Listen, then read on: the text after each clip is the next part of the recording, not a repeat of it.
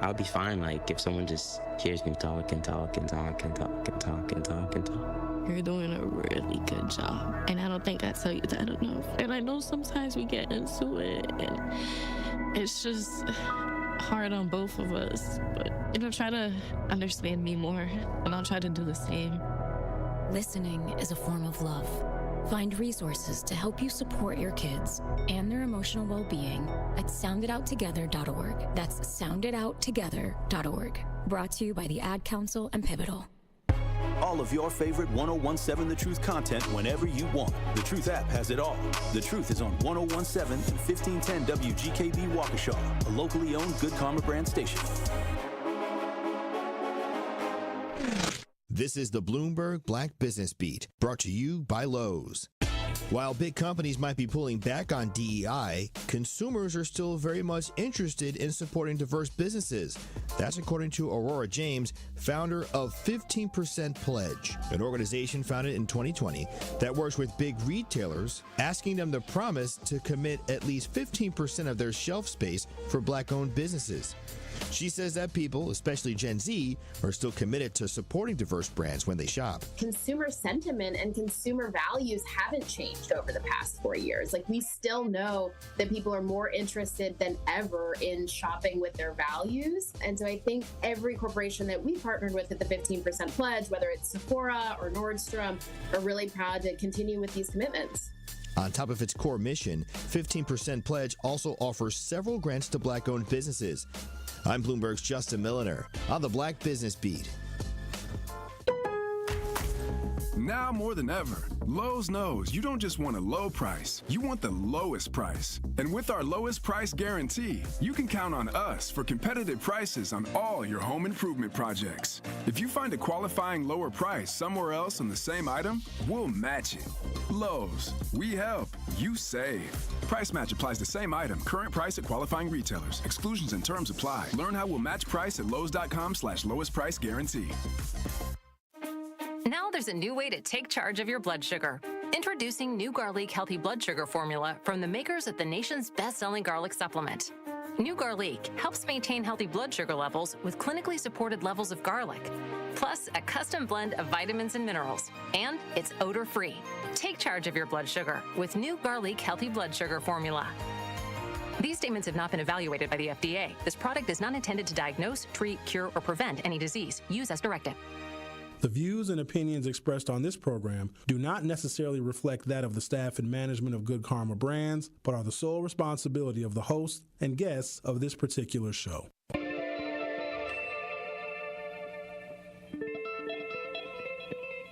America may have many, many days, but they will be full of trouble. There will be no rest. There will be no tranquility in this country until the nation comes to terms with our problems. Bringing you social and political commentary from his mouth to your ears. Breaking down the issues which matter to you. You are not put here to be a white man's footstool.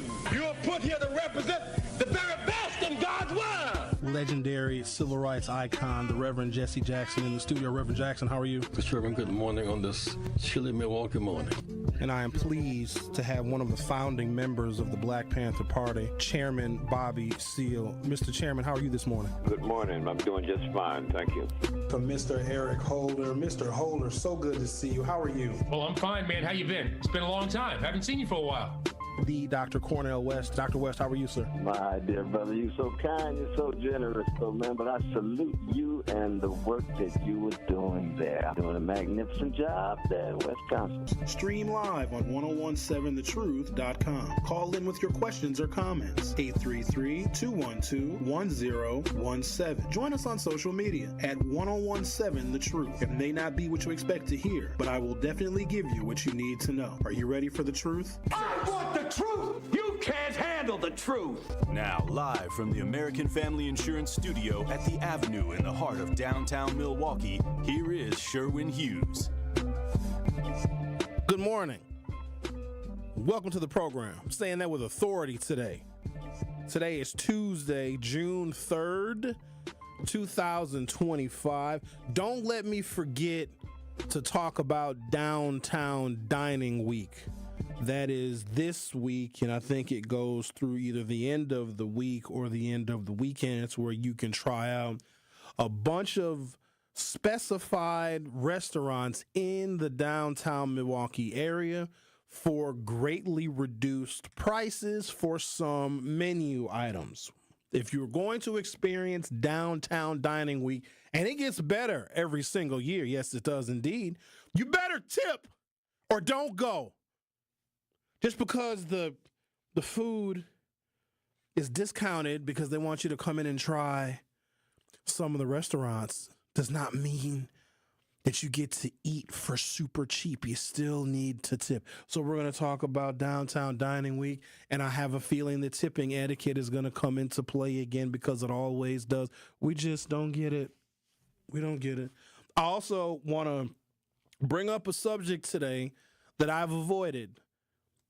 And you can tell that I've avoided this subject because every other colleague of mine has brought this subject up, some of them extensively, and I have avoided it because it's too difficult of a topic. It's too sensitive. It evokes way too much emotion. And one thing I don't want to do is get you all angry and emotional and all hopped up. I don't want to do that. But it's the Maxwell Anderson defense, as he has been charged with, if I'm not mistaken, first-degree murder of Sade Robinson. It's a horrible, horrible situation all around, and that's why I am apprehensive in talking about that trial and that whole case. I haven't really been following it. Once they get closer toward the end of the trial and the jury begins deliberating, then I'll probably be more likely to cover it because then the different days of the trial, information will be released about some of the things that the prosecution said and that the defense said, and we'll have a better idea of the information that is going to the jury. But as it's unfolding day by day and it's very piecemeal, I am not paying attention to it. But I do have a theory on what happened. I want to be clear about this now. I am not excusing nor justifying the murder of any human being, especially in such a gruesome and brutal fashion. I am not at all justifying it. I'm going to try and explain it. The explanation is not to excuse what happened to that lovely young woman. And I have to be very clear when I say that, because if I explain it, somebody will hear it as I am justifying or excusing it. So I need to say that a bunch of times. What's interesting is sometimes I'll be matter of fact about something. I'll be objective. I'm not picking a side either way. I'm just laying out the facts. We sometimes are so, just like as a people, as a community, so averse to facts. If we don't like the facts or if the facts hurt our feelings, then we want to go after the person or belittle the person that gave us the facts because it makes us feel uncomfortable. And I have a feeling that when I give my theory on the Maxwell Anderson, Sade Robinson murder case, somebody is going to say, Sherwin, you're excusing it. No, I'm not. I'm just giving a theory. And for all I know, my theory is completely and totally wrong.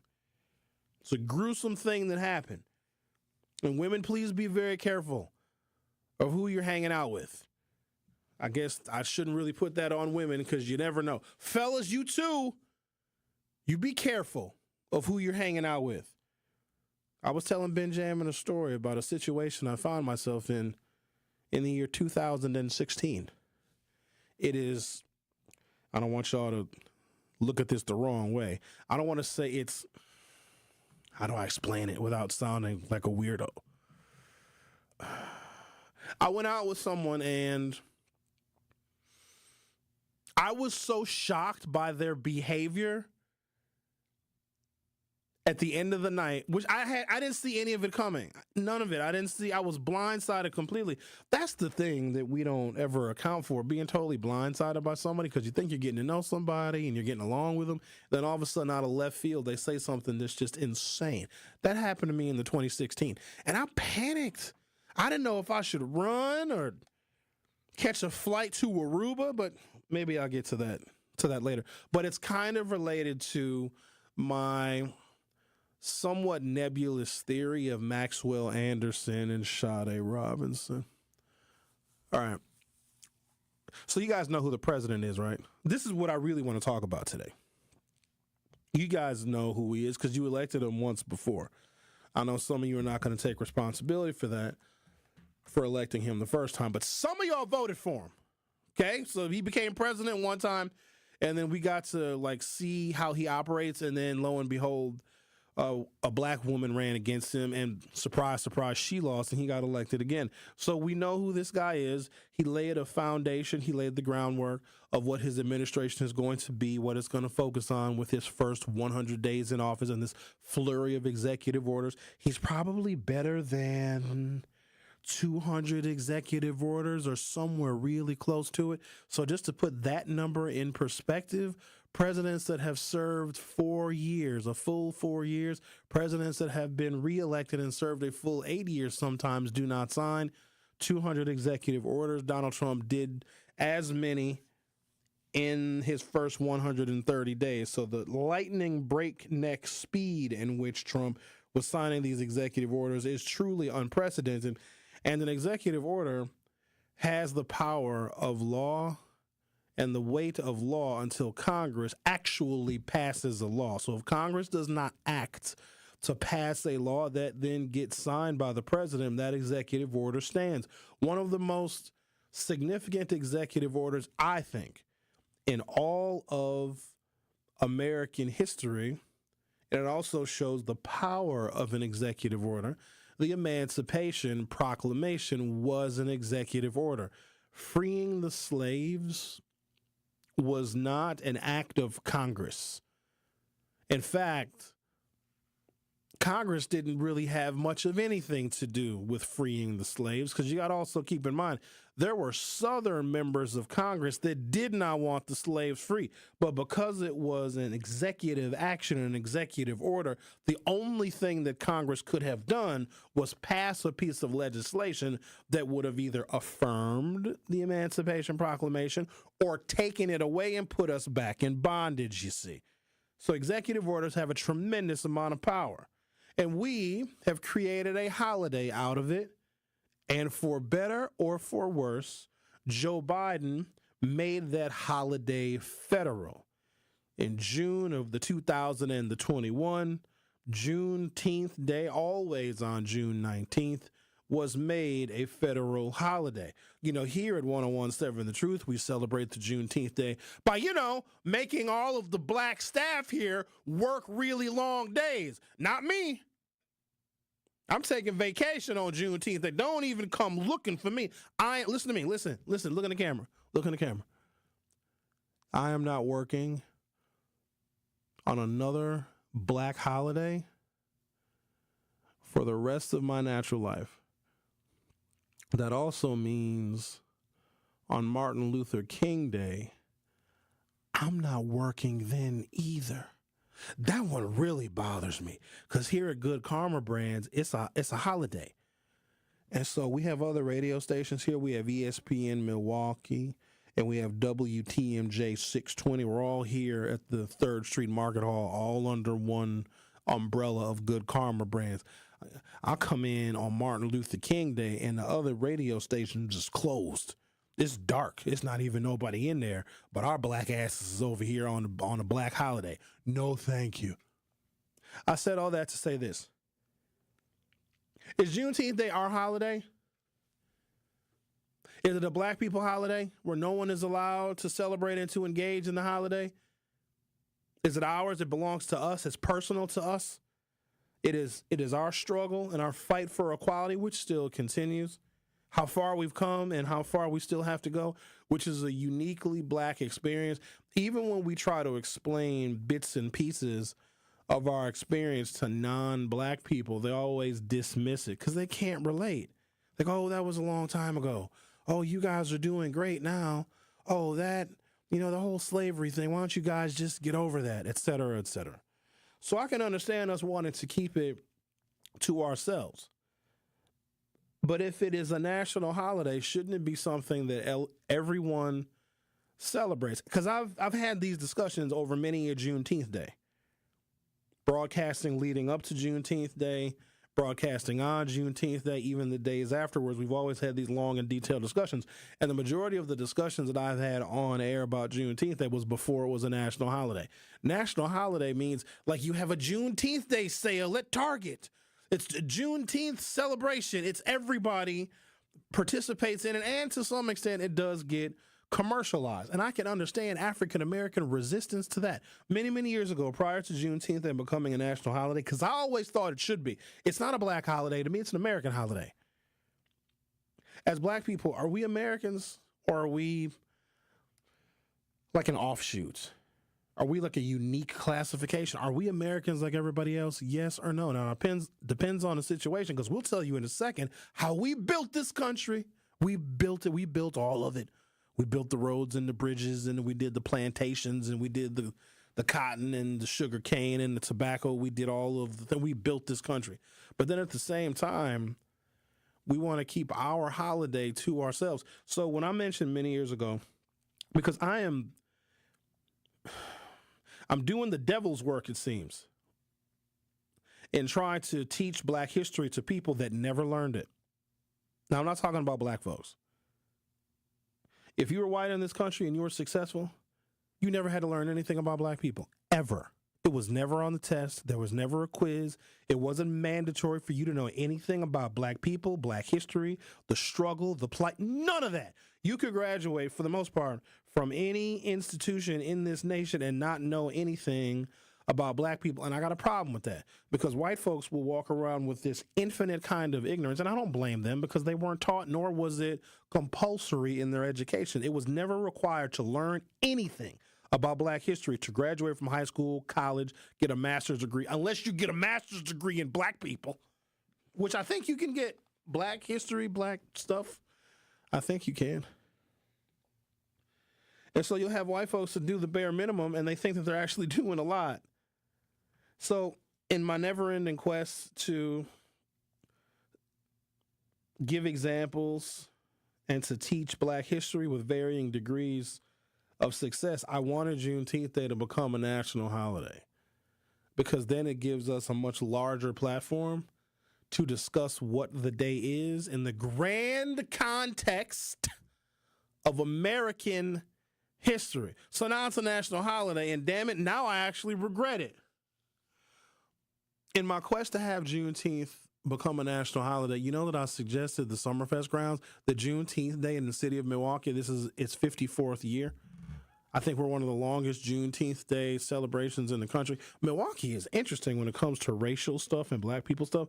We also have the first or the second most long-running Dr. Martin Luther King birthday celebration. I think ours goes back to 1984, which, if I'm not mistaken, might even be before Martin Luther King's birthday was recognized as a federal holiday. So we here in Milwaukee have a great history of wanting to promote, prop up, and celebrate our black leaders and black tradition and black holidays. So I wanted Juneteenth Day to be bigger than just King Drive. I wanted it to be a grand celebration. And if you're going to have a big old ethnic party, a big old celebration where everybody is invited, you do it at the Summerfest grounds. And some people would agree with me when I would bring that up. Some people would vehemently disagree, because they want Juneteenth Day just confined to however many blocks in the hood. And so now, either wishful thinking or karma, whatever it is, Juneteenth Day does correspond with the first day of Summerfest, and there will be some recognition of Juneteenth Day at those very Summerfest grounds.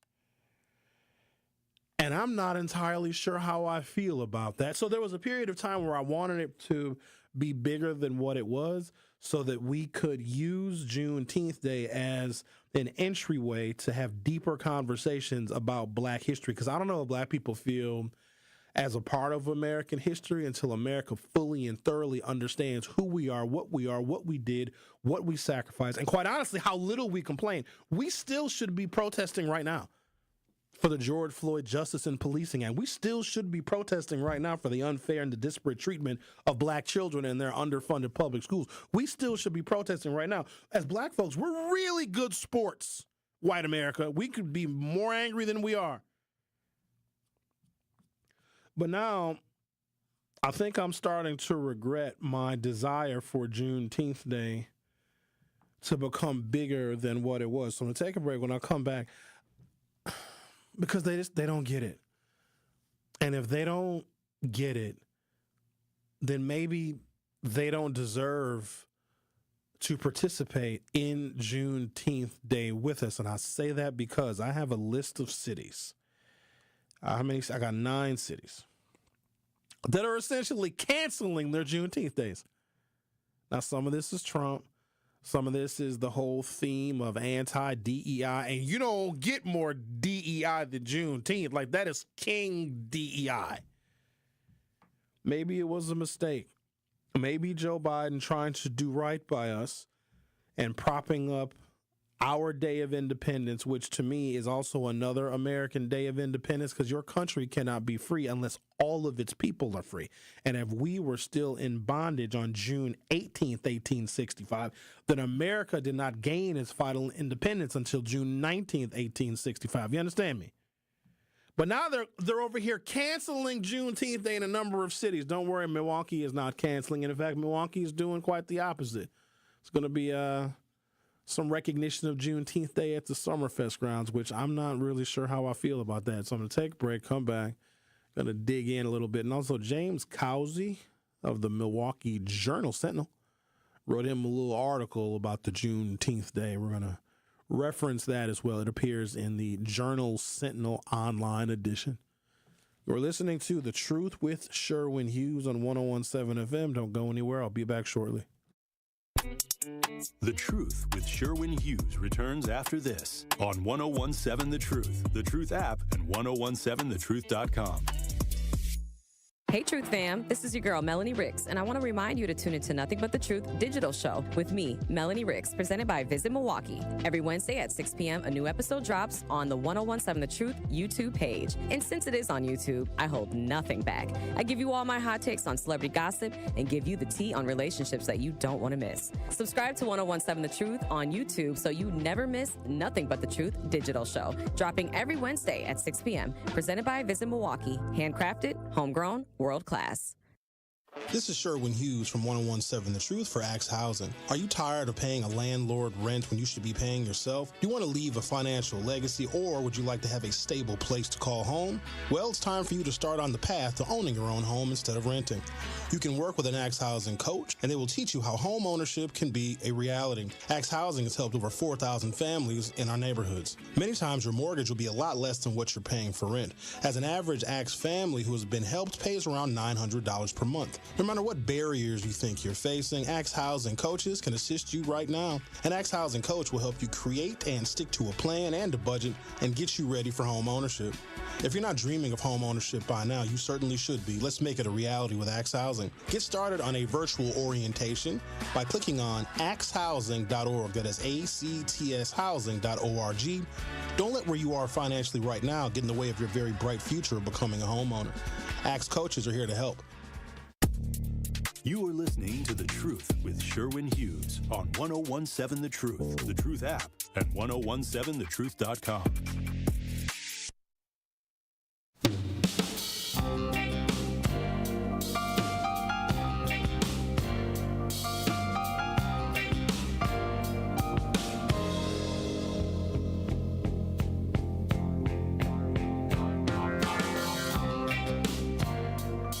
On today's program, I hope I don't get in trouble for this. I'm going to feature songs that are politically incorrect. She's just 16 years old. Because back in the day, this was a hit, but you can't play this song right now. So you were... Good morning, by the way, Sherwin. You were singing this song back in the day? Probably, but I wasn't even. She was 16 years old? Yeah, but when I was singing the song, I wasn't even 16 yet. So for me, 16 was an older woman. In fact, this song probably came out when I was a baby. But it's politically incorrect. So what I'm going to do today is I'm going to play songs. Listen, don't get mad at me, but I want to show people how far we've come and how much better we are, because there's some music that we left in the past But it's still music. It's still art. There's this. It's gonna be one of those days. It's this one song. It just goes. It's an 80s song. It goes way too far, but it's so funny. You have to have a sense of humor, and you have to look at it. Don't use today's lens. Use a 1980s lens. So I'm assuming you're gonna be playing R. Kelly and Aaron Hall songs today. I'm assuming. No, I'm going back way before them. Oh, those songs weren't even. So those songs became like R. Kelly and Aaron Hall songs became politically incorrect because of the stuff that they ultimately were accused of doing and got in trouble for. So that made their music politically incorrect. But when their music came out, it was hot, it was fire. But because, oh, look, he actually is a sexual assaulter. Look, he hinted to it in his music. Your body's calling me. Like, and that's not necessarily a bad song, but if he's talking about a 12-year-old Aaliyah, and here's what's crazy. We knew about R. Kelly and Aaliyah back in the day, and nobody cared. No one cared. We didn't care. We're like, oh, well, I guess that goes along with it. I think people just didn't believe it. Oh, yeah, we did. We didn't care. I didn't care. That has nothing to do with the music. Also, I think we were just less sensitive about people's sexual proclivities. That's never been a big deal for my generation. And the people that are obsessed over the Diddy trial. So I think sex has kind of ebbed and flowed, and its acceptance has ebbed and flowed over the years. Now it's horrible, it's terrible, you can't do it. And there's a lot of undersexed men. That's why 80% of the people that are subscribing to OnlyFans are men, because they're undersexed. They're not having sex with anybody, and sex has become taboo all of a sudden. Growing up in the 1980s and the 1990s, it isn't taboo for my generation. So whatever Diddy did, whatever the freak-offs are, like, I'm not shocked by any of that stuff. First of all, I don't care. And I think that's indicative of my generation. We have too much stuff going on to be outraged and to clutch our pearls about what somebody else is doing in their bedroom. I've never been cut like that. And a lot of the people that are in my generation, none of us have that kind of care. You know what I mean? But I think it's this younger group, like, oh my God, they did what? Oh, that's so terrible. I came up in an era where the president of the United States got impeached by prude Republicans for getting some sloppy toppy. You know who did not leave Bill Clinton's side the whole time? The Republicans were coming after him because he got his knob slobbed on. Black people. Say it. Yeah, we didn't care. That dude was making great policies. Now, he had some policies that we didn't necessarily agree with. But don't y'all remember when Bill Clinton was relegated as our first black president? Because he was as close as we thought that we would ever get to a black president. I don't care that he got his knob slobbed. And Hillary stopped doing that probably in the early 1980s. Hillary wasn't slobbing on any knob. Their marriage was a political arrangement and good for both of them. That's another song that's politically incorrect that you have to play. What? 3-6 Mafia, Slop on My Knob. Can't play that. That's not even the clean version of that. Stop on my knob, like corn on the cob. It coexists with what we're talking about, though. I'm talking about 80s music. I'm outside of the genre of hip-hop. Talking about, like, way worse songs. People expect hip-hop to be politically incorrect because African Americans, to exist and to be black, is a state of political incorrectness. We are offensive when we walk in the room. So it's more common with us, and I think there's more leeway. Like, as an African-American talk radio host, that's why black folks we're not always shocked by stuff, because there's things that I can say as a black radio host that my white colleagues, not only can they not say it, they would lose their jobs and their careers would be over with one word, a single word. So we as black people have more latitude, and I think that is why fewer of us get shocked when we hear about somebody's odd sexual proclivities. I can tell you about the sexual proclivities of people in this city who you all know and respect as leaders, but because, I mean, people are people. It ain't my business. And I have no interest in telling anybody that stuff because I literally don't care. I don't care what people do. People do weird stuff, y'all. And it's only the people that come across as prudish that get shocked by what other people do. Y'all don't know some of the weird, freaky stuff that people do? Like, what rocks have you been living under? People do freaky things. And yes, celebrities do it. Non-celebrities do it. Poor people do it. Like, here's the thing. everybody humps. Well, except this younger generation. It's something about, like, my generation, we're hoes. Generation X, huge hoes. And so are the baby boomers. They humped they gave away free love. They humped a lot. And then we humped too. But then, like, the millennials, the Gen Z and the Gen Alphas don't have sex. It's the weirdest thing ever. They don't hump at all. It's like, oh no, I don't do sex. Psh, all right. But also, we were latchkey kids though too. I mean, what would you do if you got an hour and a half, 2 hours every single day when you get home from school? You play hide and go get it. That's what you do. I got to take a break. I was going to talk about Juneteenth Day, but y'all got me. I'm nervous to play this next song. Don't be afraid. Maybe I'm going to just play. I'll play this song next. It's bad. It's funny, though. I'm curious to know what it is.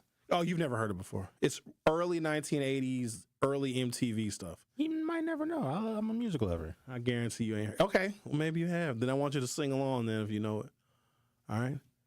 Then take a break, come back, talk to Millicent. I'm also going to talk about Juneteenth Day as well and why it's being canceled. Which, okay, fair enough. If it's our holiday, we shouldn't care if white folks are canceling it because it's ours. We don't want them to engage with us in Juneteenth Day anyway, right? So if they cancel it, fair enough. More Juneteenth for us. The Truth with Sherwin Hughes on 101.7 FM. We'll be right back. The Truth with Sherwin Hughes returns after this on 101.7 The Truth app, and 1017thetruth.com. At Hope Christian Schools, they're transforming lives through the power of Christ-centered education. Their nurturing environment combines academic excellence with strong Christian values. They offer free transportation and free tuition options to help set children up for success. Through faith, dedication, and unconditional love, they empower their scholars to discover their God-given potential and pursue their greater purpose. Don't wait.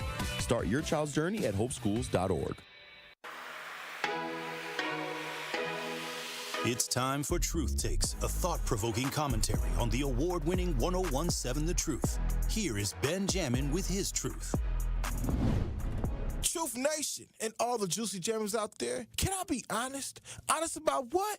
Honest about me. Honest about following your dreams. Matthew 16, verse 26. What is it profit a man to gain the world but lose his soul? I didn't know what I was getting into when my mother birthed me. I never imagined walking out of a job would lead me here. Back in 2017, I was working third shift at a grocery store, hating it. I knew I had to make a change. One day I walked out. No plan, just a leap of faith. 2 months later, I got a job with V100, and it was on and popping. I met Wiz Khalifa, Jerry Springer, Ice Cube, and Charlamagne the God.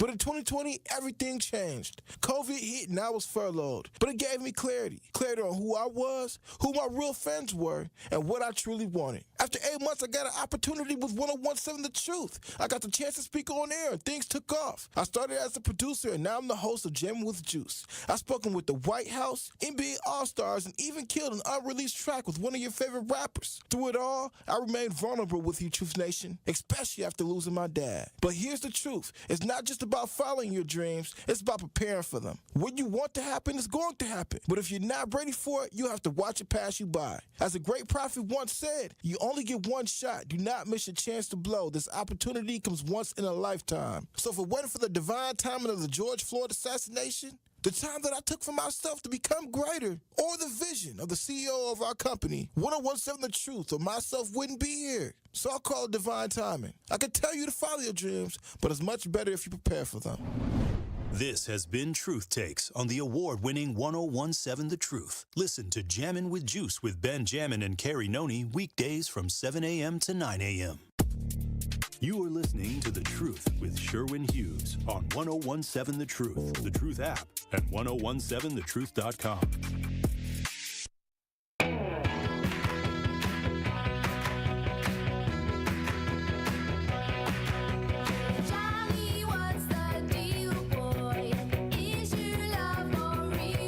Got me on this one.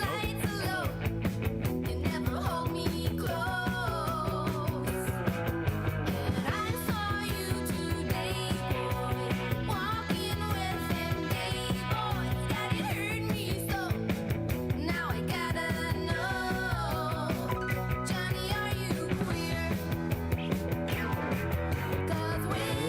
She wants to know if Johnny's queer. He doesn't hold her. Dancing with your friends. Oh, today's gonna be a good day. It's gonna be a good show today. I'm already amused. She doesn't know if Johnny is gay. You just see the video. The video is hilarious. And I'm watching this video and I'm thinking to myself, how did this fly even in the 80s? And the guy, she's sitting on a park bench with the guy. She's like trying to scoot close to him and he's scooting away. It's funny now. Is it not funny? A gay person would find that funny. Johnny, are you queer? That's the name of the song. All right, let's talk to Millicent.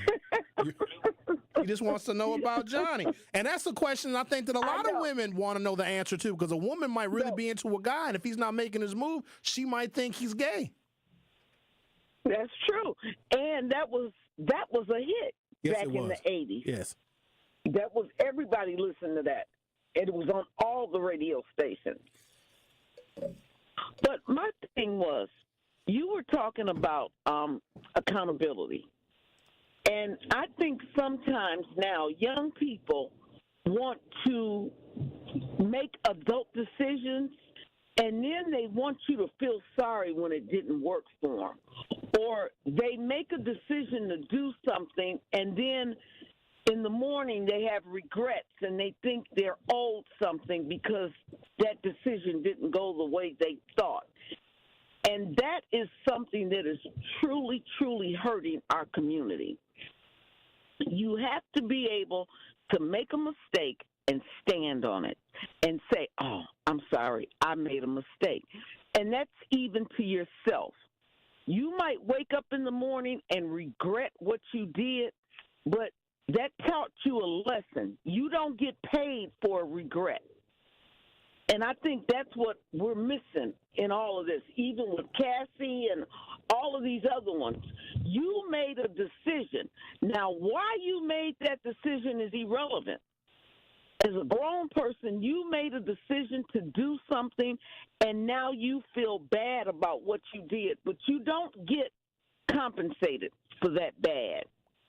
You made a decision, and that's it. And I think we need to honor that. You know, we need to start standing on that, because that's why people are making the same mistake over and over and over. There is no, oh, yeah, I did do that, and I gotta grow up and eat that. They don't want to grow up and eat it. They just want to be able to, oh, well, I didn't mean to. So, and he forced me to do it, or I was only doing it because they was doing it. No, you did it because you wanted to do it in that moment.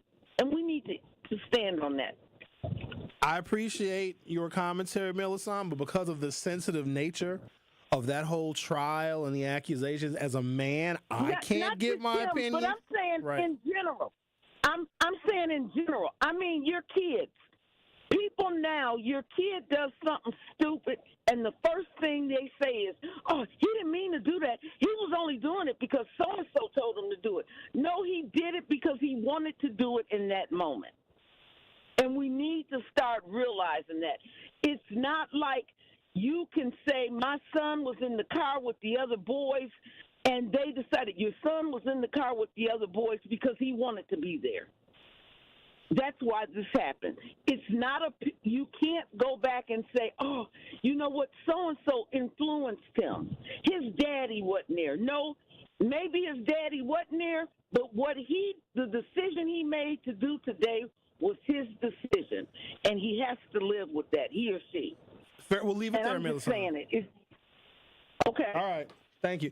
So with kids, I give them more leeway because their frontal lobe is not developed yet. Kids don't really have a concept of consequences. So kids will make stupid decisions and not know what the consequences are, not know how severe the consequences will be. I think that when children of a certain age do certain things, yes, there need to be consequences, but there also needs to be a subsequent conversation with those children about their actions and their level of responsibility. So I give more latitude to kids because I did stupid stuff as a kid and legitimately didn't know that it was something that was illegal. Here's an example. I was in probably second grade, and then one of my friends, his father was a firefighter, and he lived near A.C. Hansen Park, which is they cut most of it down, but it was a wooded park that was in Brown Deer, well, still is there. And my friend, whose dad was a firefighter, had a bunch of axes, lots of them. hanging up on the wall in the garage. And so it was myself and probably 4 or 5 of my friends. We grabbed an axe off of the garage wall of my friend's house. His dad was a firefighter. And we cut down a tree. We cut down the biggest tree that we could find. And we were very orderly with our labor. You got 10 whacks at the tree with the axe, and then you went to the end of the line, and then you get your 10 whacks when your turn comes up again.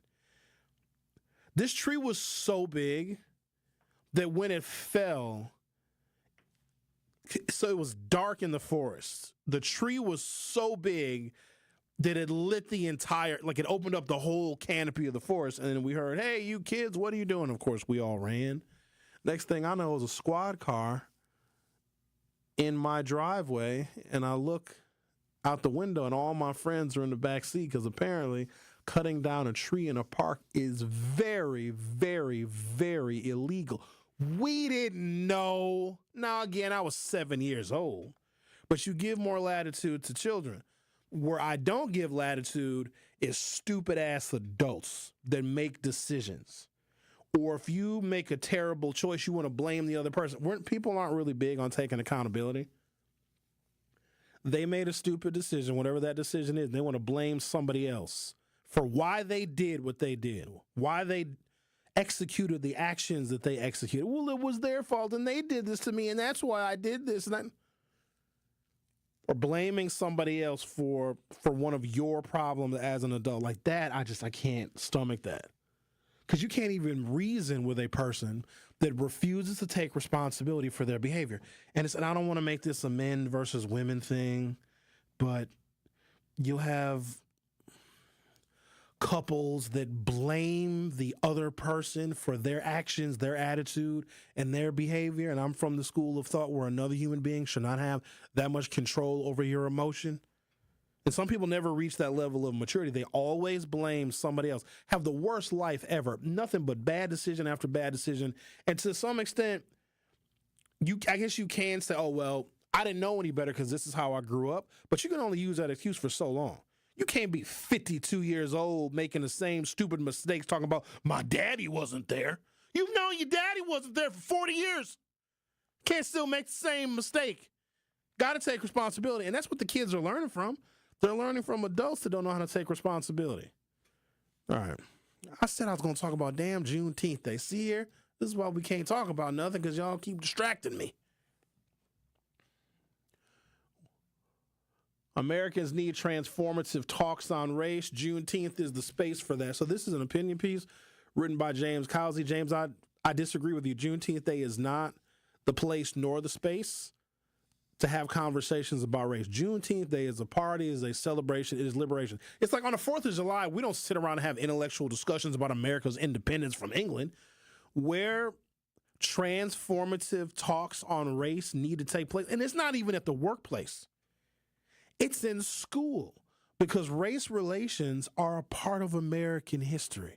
It is why we have literally 10% of the U.S. Constitution is dedicated to making sure that black people are recognized as people. It is the movement of the civil rights movement, but not just what it did, how other movements of other protected classes used and borrowed from and culturally appropriated from the civil rights movement so that other minority groups could get some kind of salvation or liberation from the oppression here in the United States. This is a matter of education, and also is the number one indicator that our system of education in this country is a failure because of how backwards we are on race. But no, I don't think that Juneteenth Day, the proper holiday and celebration, is not the place to have conversations on race. Because the last thing I want to do is have a conversation with a white person that's at Juneteenth Day and they feel like they're so celebratory because oh my God, I'm here with the blacks, as they're holding a plate of rib tips. I don't want to have that conversation. Let's party. Let's celebrate. We need other designated places and spaces where we can talk about education. And really, I think it's school, because by the time a young person graduates from high school, hang-ups on race should be behind them or non-existent, because we have the ability to extinguish ignorance, because all racism is ignorance. We have the ability to extinguish that with education, but we refuse to do it. I'm going to take a break, come back, and we're going to get even deeper into this whole Juneteenth day and the fact that it's being canceled in at least 9 cities across the country. And to that, I just shrug my shoulders. The Truth with Sherwin Hughes will be right back. The Truth with Sherwin Hughes returns after this on 1017 The Truth, The Truth app, and 1017thetruth.com. Truth Nation, unfortunately, violence is on the rise in Milwaukee, and this is a problem which impacts us all. Please join me and the Truth team on Saturday, July 12th from 9 a.m. to noon for our 3rd annual Walk Against Violence, supported by 1MKE. Enough is enough. Now it's time to bring an end to senseless violence in our community. To join our Walk Against Violence on Saturday, July 12th, visit truthwalkagainstviolence.com to sign up today. This is your Planned Parenthood Advocates of Wisconsin Minute. So Black women's leadership needs to be prioritized. That means a whole lot of things, but it includes a message for white women, which would be, it'll be wise for you to take our lead. We've already demonstrated everything there is to the world about who we are. We shouldn't have to keep doing that over and over again. The reality is that there are times when we got to muster up the energy to do some things we don't want to do, but I don't want that to be commonplace for me, and I certainly don't want it to be commonplace for other Black women. There's often this message that we need to stay strong because there are people depending on it. No, we need ourselves. Yeah, you can't, what do they say? You can't pour from an empty cup? Yes. And I even am hearing people say a lot more, you shouldn't pour from your cup at all until it overflows. And it's the overflow that you give. You keep the full cup for yourself. This has been your Planned Parenthood Advocates of Wisconsin Minute. Ready to buy your first house, move into your forever home, or simply refinance? At Associated Bank, they've got you. With the right lending plan and guidance, you can achieve your dreams.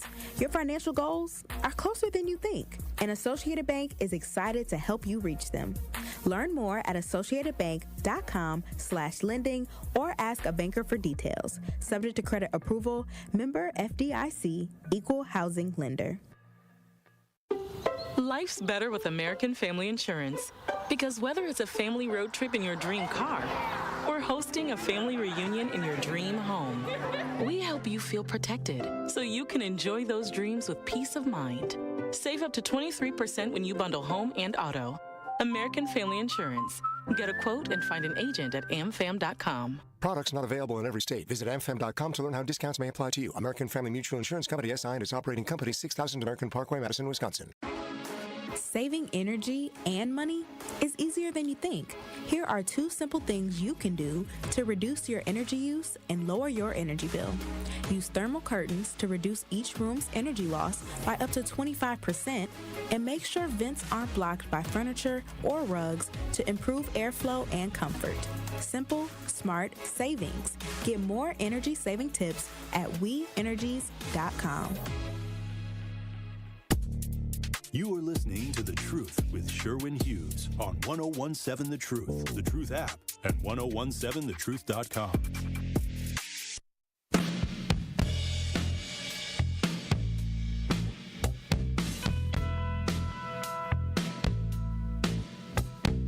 Danger in the shape of something wild. So this song is called Hot Child in the City. This is a bad one. Also from 1980. Hot Child in the City. It's not funny. It's a teenage runaway that's a prostitute.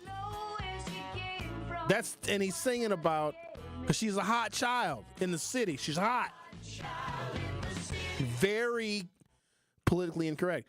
But let's say this song, Hot Child in the City by Nick Gilder, was a real song about a real woman. She's like in her 60s now. So she's not a hot child in the city anymore. Now she's a hot older woman in the suburbs, probably. So on today's program, we're going to feature To the Extent That I Can. We're doing it for educational purposes. I'm not doing it because I listen to any of these songs or I want anyone to follow the messages that's in this music, but to showcase how far we have come and how politically incorrect the music used to be. And it was perfectly fine back then. But now we've learned, we've grown, we've realized that some of the lyrics and some of the songs that used to be very popular they're not good anymore. But it also, I hope, helps to inform a younger generation that grew up with this extreme political correctness where everybody is offended by absolutely everything. There's a large cohort of Americans that aren't offended by much of anything, and I'm trying to give those Americans some context because we grew up with some stuff that would get you fired, canceled, charged criminally, some of the stuff that was popular back in the day. And it wasn't malicious. Well, we didn't think it was. It actually ended up being quite malicious because when you have demeaning lyrics in a song, then you minimize a particular kind of violence against the person that is the subject of those politically incorrect lyrics. Just at the moment, Americans need it most. Some cities have either scaled back or canceled their Juneteenth celebrations altogether, fearing that they might violate the Trump administration's ban on diversity, equity, and inclusion initiatives. Juneteenth is a powerful symbol of liberation, representing the breaking of oppressive chains that once confined countless lives. Instead of shying away from this critical commemoration, our nation should engage in deep and transformative conversations. James, I do agree with that, but where's the proper forum to have conversations about race? And here's what I've come to find out, because as you can imagine, I've had conversations on race with white people my whole life. I probably am more experienced on that than anything else. I have been talking to white folks my whole life about race. Sometimes I bring it up, sometimes they bring it up, sometimes it's at an event, sometimes it's at a forum that is specifically dedicated to talking about race and learning about race. And here is what happens in 99% of those situations. White people get offended by something that they hear and they tune out.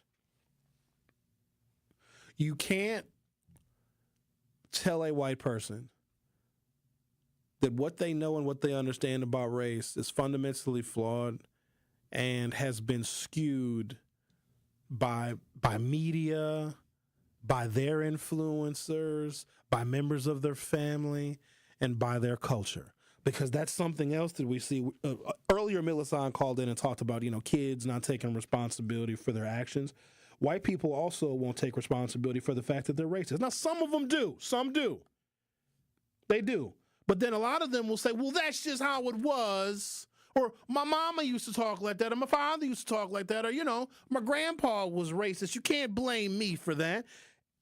99% of my conversations, even with enlightened white folks, turns into them feeling bad, feeling guilty, and getting angry and turning into a petulant child. It is amazing. Even the most mature, well put together white folks will completely lose their sugar honey iced tea when a black person is talking very matter-of-factly about race. Because here's the other thing.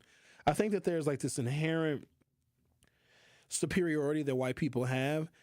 And because they are so inexperienced on race and how they inadvertently have impacted black people and brown people because of their ignorance, white people realize that they're not very experienced when it comes to race, and they don't like to be made to look dumb by somebody black. A 5-year-old white child knows nothing of the concept. And so what we do now is we want to try and protect that white child so they never know about race and racism and the impact of race, and they grow up to be a complete idiot, totally ignorant when it comes to race. But that white child that's 5 years old right now in America is going to grow up in a country that is majority not white. So good luck with that. But a 5-year-old black child is more well-versed on the impact of race and is more conscious of race than a white person with a damn PhD on the subject. A 5-year-old black child has more intellectual superiority when it comes to race and the impact of race, and knowing that it's a real, tangible thing where the results of that black child's life will be different, they know that more as a child, a black child does as a white adult. James Cowsey goes on to say this is exactly what's happening in Milwaukee, which is one of the oldest and longest running events in the country, drawing about 50,000 people every year. This year marks the 54th celebration of Juneteenth Day in Milwaukee, and it promises to be one of the largest and most exciting, as Summerfest will officially celebrate Juneteenth for the first time in history. A little side note on that. Let's say moving forward, so the 55th anniversary of Milwaukee's Juneteenth, which will be next year, and I'm sure that'll be a really big deal because, it's 55 years. Sounds like one of those things you commemorate. I wonder what Juneteenth Day would be if we let white people plan it. And I don't know if it falls on the opening day of Summerfest next year, but let's say because it's a national holiday and we want to do something big for next year will be the 55th commemoration of Juneteenth Day as a celebration in Milwaukee. And the white people control the World Festivals Board, so any event that takes place at the Summerfest grounds, if we even celebrate the 55th anniversary of Juneteenth Day at the Summerfest grounds, what would Juneteenth Day be like if we let white people plan it? Or if they were on the board or on the committee that worked with a group of African-American leaders to try and plan a citywide Juneteenth Day celebration. They probably have like folk music, pierogies. Don't get me wrong. A pierogi is delicious. It's like a little dumpling that Polish people eat. But I don't even think that they would even know how to celebrate without being offensive. While June 19th, 1865 marks the day when the last enslaved people in America learned of their freedom, more than 2 years after the Emancipation Proclamation was issued, it is also significant because it highlights the richness of African-American culture, history, cuisine, and community. I'm going to take a break, come back, talk a little bit more about some cities that have outright canceled their Juneteenth Day celebrations because they don't want to offend Trump. The Truth with Sherwin Hughes will be back for hour 2. The Truth with Sherwin Hughes returns after this on 1017 The Truth, The Truth app, and 1017thetruth.com.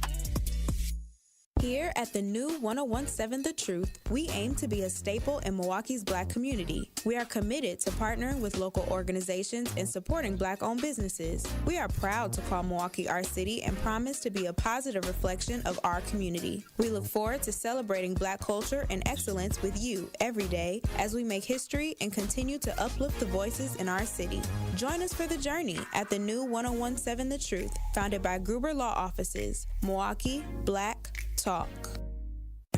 It's Dr. Ken Harris, and you can watch me now live on YouTube every weekday from 4 to 6 p.m., and you can watch the best radio show in Wisconsin by going to 1017 The Truth on YouTube. Watch me explore the issues which are shaping our community while also having fun discussions, pop culture, current events, all kind of stuff going on right here on YouTube right now by subscribing to 1017 The Truth. Milwaukee Black Talk is now streaming live on YouTube. Truth Nation, let us talk our ish for a moment. There is no other station in the country where you get a front row seat to hear from some of the biggest names in politics, pop culture, and sports. People like Grammy Award winner John Legend. Knowing that fight isn't over, knowing that we've got to stay motivated and stay inspired. Glory was the song that myself and Common wrote. Two brothers from the Midwest, from Chicago and from Springfield, Ohio. Oscar Award winning actor Don Cheadle. I know that we're the bright, shiny thing that sometimes gets the attention, but I would say don't listen to celebrities. You don't have to listen to us. Listen to yourself. And President Donald Trump's son, Don Jr. When did we have a strong economy? And I don't think anyone with a straight face can say right now. And the reality, when you look at it, it's not even voting for my father. Look at the team that's now surrounding him. Tap into the award-winning and nationally recognized 1017 The Truth by downloading the Truth app and streaming us live at 1017 The Truth on YouTube. Milwaukee Black Talk.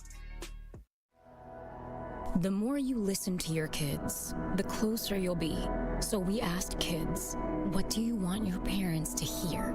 I feel sometimes that I'm not listened to. I would just want you to listen to me more often and evaluate situations with me and lead me towards success. We're not adults, so just be there and like listen. I just want someone to yap to, and I just feel like I'll be fine like if someone just hears me talk and talk and talk and talk and talk and talk and talk. You're doing a really good job, and I don't think I tell you that enough. And I know sometimes we get into it, and it's just hard on both of us. But try to understand me more, and I'll try to do the same. Listening is a form of love. Find resources to help you support your kids and their emotional well-being at sounditouttogether.org. That's sounditouttogether.org. Brought to you by the Ad Council and Pivotal. Listen to the home of the 5K Gruber Cash Giveaway. 1017 FM, 1510 AM, WGKB Waukesha, and W269DL Milwaukee, a locally owned Good Karma brand station. You are listening to The Truth with Sherwin Hughes on 1017 The Truth, The Truth app, and 1017thetruth.com.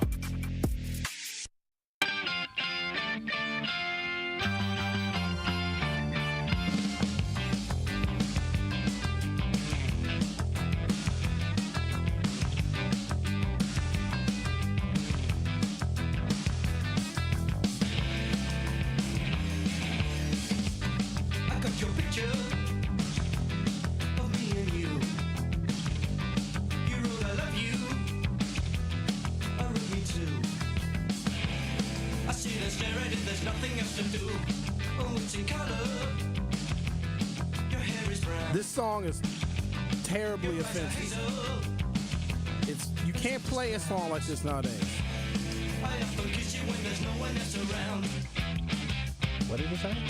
Hold on, he's gonna get to it.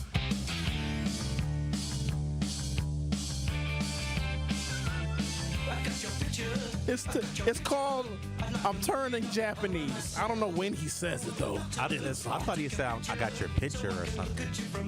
He does have her picture. Oh, that's what he's really saying. You can't have a song like this nowadays. And so Curly Q asked, what is the reason behind the theme of today's music? To show how far we've come, to show that there was a period of time where things were normal and regular and even a little bit funny that you simply cannot do right now. And I don't know which time is better, where we can have an actual sense of humor. Because if you don't have a sense of humor about some of the things that are happening in this world, you're going to cry all the time. And I think because I can see both eras and I can contrast them both, I think that people get offended. We get offended over anything. I saw this clip on, I don't know, maybe it was an Instagram reel, where an obvious man who identifies as a woman, and the server comes over and says, "Oh, hi, sir, how are you doing?" And then the diner and the server couldn't tell because they had like a 5 o'clock shadow. It was a man wearing like pink Mickey Mouse ears. And then the person said, "Oh my God, that server just misgendered me. I don't even want to eat my food anymore. I just want to get the check and just go home." We get offended at the smallest things now. And I don't think that doesn't build resilience. Every little thing. I think there are some people that look to be offended by literally everything. Like, how do you even live your life if you get offended all the time? Let's talk to someone who is very offensive, actually. Hold on, man. I'll be coughing into the phone. Hey, Sherwin. Rick said a song. Now, I just body calling. Man, I mean, that's a cut. I think it's by R. Kelly, and you don't play it no more. But that's a cut. He's really a DJ. Because that comes, Now, I went to Juneteenth one time. And I saw you. And you asked me, "You need some help going to the booth?" I said, "No, I'm all right." And I seen you walk away. Now, in order to understand how you walk, I would have had to raise you.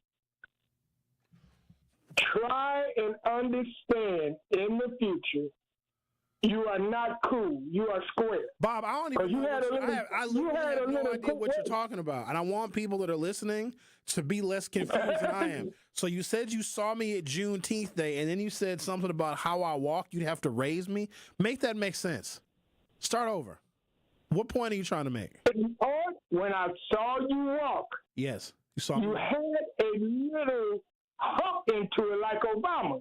See, I have to raise Obama to understand if that's his real walk or that's his walk. But I don't know if it's your real walk or because you had a little hump to your walk. And I just want you to understand. Because I have swagger when I step? Because my gait is sophisticated? You are square. You are not cool. That's all I want you to try to understand in the future. Okay, that's all I needed to say. Bob, don't call for a week. 1 week, because you're wasting time. Do you have anything to say about Juneteenth Day, about the actual holiday and how we celebrate it? You gonna bring up you seeing me at Juneteenth Day? And your ass look like you was about to fall over, so I was trying to help you because you like a fall liability. I'm trying to help you, and now you over here talking about the way that I walk. It's the way that you walk. It's the reason why I was worried for you. Oh, Sherwin, you're making a mountain out of a molehill.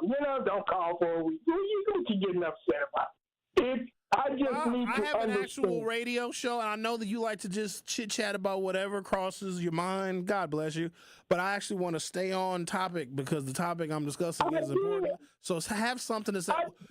Tell me about Juneteenth Day, Bob. What does it mean to you as a black person? Tell me that. Well, Juneteenth, I mean, Let me start here. Bob, when is Juneteenth Day? When is it? What day? June the 19th, okay. Sherwin. I'm surprised. You know the date. Yeah, Sherwin. I mean, I came out there, and it was hard. You always talk about don't come down there. I came down there 3 times. What does the holiday mean to you? All right, the holiday, it's a bunch of black people getting together. I've seen a bunch of black people walking. This is the first time I went to Juneteenth. I don't know what it's about. I don't know what's going on. That's why I wanted to check it out. Bobby, wait. Hold on, man. Hold on. You've never been to a Juneteenth Day celebration before? That was probably like 2 years ago. You'd never been to one before that? First one. I mean, that's what I'm saying. The only thing I noticed was how you walk like Obama had a little pimp to it. And I just want you to remember in the future, you're not cool. You're not thank you, cool. Bob. So the only thing Bob knows about Juneteenth Day is the way he sees me walk. Really? Bob, that was the first Juneteenth Day. If you haven't been to Juneteenth in the first 70 years of your life, what? Then why start now? Why start? You made it to the finish line of life. He don't like the way that you walk. Don't like the way that you talk. Don't like the way that you dress. You a square. I'm offended that a 72-year-old man went to his first Juneteenth at 70. What's the point of you? And I asked him, like, oh, what does the holiday mean to you? Nothing. It's a bunch of black people getting together. How offensive. All right, I got these cities here that are canceling Juneteenth Day. Also, we got to put this in a context because I want people to understand how America responds to racial progress. Racial progress does not exist as an absolute. So if a black person does something great, accomplishes something that no one ever would have considered, America doesn't say, oh, wow, that's great. Let's be less racist. America gets more racist. So if we thought that freeing the slaves or the last slave walking off the plantation in Galveston, Texas, June 19th, 1865, would just welcome African Americans into society, I would argue Jim Crow was equally, if not more in some cases, violent than slavery. Because in the institution of slavery, there was some motivation to, keep your slaves alive. During 100 years of Jim Crow, there was no motivation to keep black people alive. In fact, that's when lynchings went up. There were more lynchings during Jim Crow than there was actually during the institution of slavery. So that was progress for us. Like, oh, wow, we're not slaves anymore. Let's get the hell out of here. Let's go north to Chicago and Detroit or whatever we did when we walked off the plantations. America became even more violently racist when we got our liberation. And you would think that America would say, wow, this is great. This is a huge monumental step for all of us here in this country because now that kind of chattel slavery, that bondage is outlawed. Let's all celebrate this Independence Day together. Absolutely not. We as a nation became even more racist. And up north, they weren't immune from it either. They redlined neighborhoods and black people couldn't buy houses in certain places. And back in the day, if you went north of Capitol Drive, the police would pull you over and send you right back south again. So that is what I want folks to understand, that if we make any kind of racial progress, there's going to be backlash. The backlash to Barack Obama was Donald Trump. That is the common American theme. So whenever you identify something as moving us forward racially, especially when it comes to black people, expect the backlash. Progress in this country when it comes to race never can be complete without the backlash. And what we as black people don't do is we're still not prepared to respond to the backlash. We think that our racial progress like elevates us and like, oh, great, things are better. All of that racial stuff was in the past. No, we have to be prepared for how racist white people are going to react to our progress, and that's something that we don't do. T, you're on 101.7 The Truth. Thanks for having me today. I really wanted to just speak on that as well. Excuse me. Just like, I feel like even though they've made Juneteenth a national holiday, it's still just not the awareness that's there about it. You still see all of the 4th of July stuff in the store, and people are so, they're just so blind to the fact that the 4th of July holiday is not even our holiday. And then on top of that, when you talk about covenant, when you talk about redlining it, those covenants and things of that nature, that went on for years and years and years and years and years. And even today, there are still some places that have racial covenants on certain properties and in certain areas. It's still harder for you to obtain a house in those areas. The Midwest, I feel like, is really the New South. I mean, Sinners is a really good movie, and it really points out a lot of the things that people think about, and they don't really talk about. Chicago is just really a place with tall buildings, just like Mississippi. They treat us just like they treat us back in the South. Detroit, Minnesota. I mean, the Midwest is really the New South, and disparity is going to continue to happen because we don't have people that's going to stand up and say, no, Juneteenth is for black people, for us. We weren't even people. We were 1/5 of a person on July 4th, 1776. So that's my thought on it. Thank you, T. We weren't even people. Appreciate your call there. I agree. I think the Midwest, not the North, is like 25 states. The Midwest is the New South. Wisconsin has a Democratic senator, and so our Democratic senator, Tammy Baldwin, is way Democratic. She's a woman and a lesbian. But then our other senator is a Trumper that laughs at the idea of reparations for black people, like literally laughs. And then I look at a state like Georgia, which for a period of time was the absolute heart of the Confederacy. Donald Trump lost Georgia in 2020 and the state of Georgia, which used to be the heart of the Confederacy, one of the many beating hearts of the Confederacy. Mississippi was one, South Carolina was another, Virginia was a third. But you cannot have conversations about the political and military strength of the South without talking about the state of Georgia. They got 2 Democratic senators in Georgia. And Trump lost the state of Georgia. Trump won Wisconsin. Not only do they have 2 Democratic senators in the state of Georgia, one's a Jew and the other is black. Isn't that crazy? That's wild. In the South,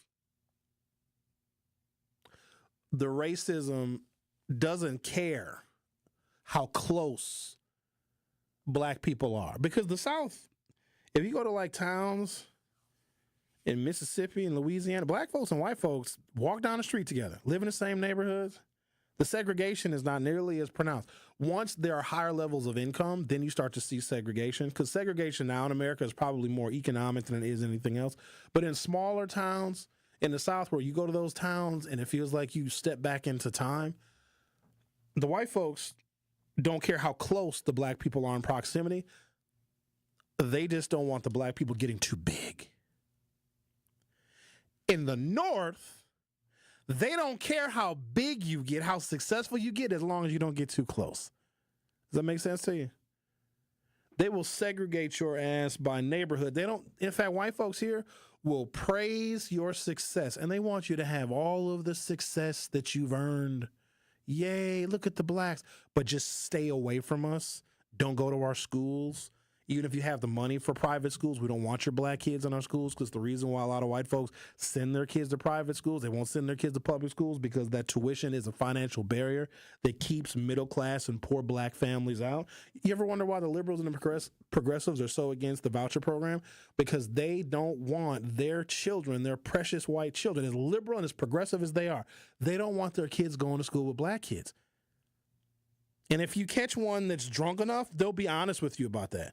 They can be liberal and progressive because they can see how America is racist, but at the same time, well, Sherwin, I just don't feel comfortable with my daughter, going to school with a bunch of black kids. Like, you understand, Sherwin.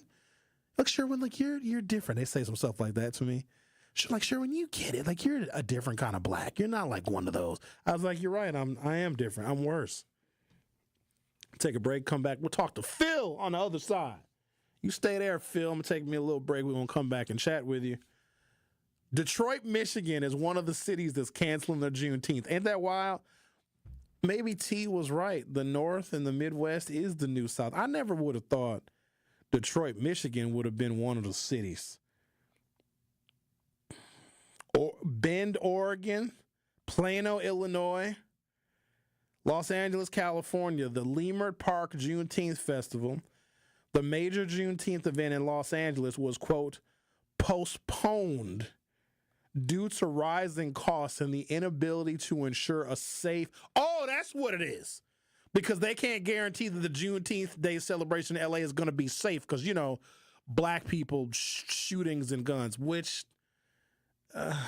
is Zach in there? Is Zach in the producer studio? I don't see him. He is? He's here. He's working. I can't. Sometimes there's shootings at Juneteenth Day. There is. And I don't like that because that's a day. That's why we can't have Juneteenth Day at night. I wish Juneteenth Day would go from noon till midnight, but we can't. Is it offensive that I don't go to Juneteenth? Not really. Or that I don't celebrate it? I mean, how did really any of us celebrate? You know how I celebrated Juneteenth up until this year? By working. Being in that parade. You won't let that go, will you? Hell no. Nope. I won't. I'm not working on no more black holidays. That's not even fair. What's the point of having a holiday? They'll send out a whole email. Oh, hey, everybody, we're commemorating the Juneteenth Day holiday. Everybody has off, except for you. Everybody enjoy your Juneteenth Day. You're coming to work early. Get in the parade. The Truth with Sherwin Hughes on 101.7 FM. I'll be right back. The Truth with Sherwin Hughes returns after this on 101.7 The Truth, The Truth app, and 101.7thetruth.com. From the biggest stars to the greatest moments, Behind the Bucks is Bucks history like you've never heard it before. Go behind the scenes of the Emmy-nominated Giannis documentary. Get the real story of the blockbuster trade for Damian Lillard. Hear the origin of Bucks in 6. It's all on Behind the Bucks on the Bucks Plus audio network, presented by Gallagher, your trusted insurance broker and HR and benefits consultant. Available now on Bucks.com/plus, the Bucks app, and wherever you get podcasts.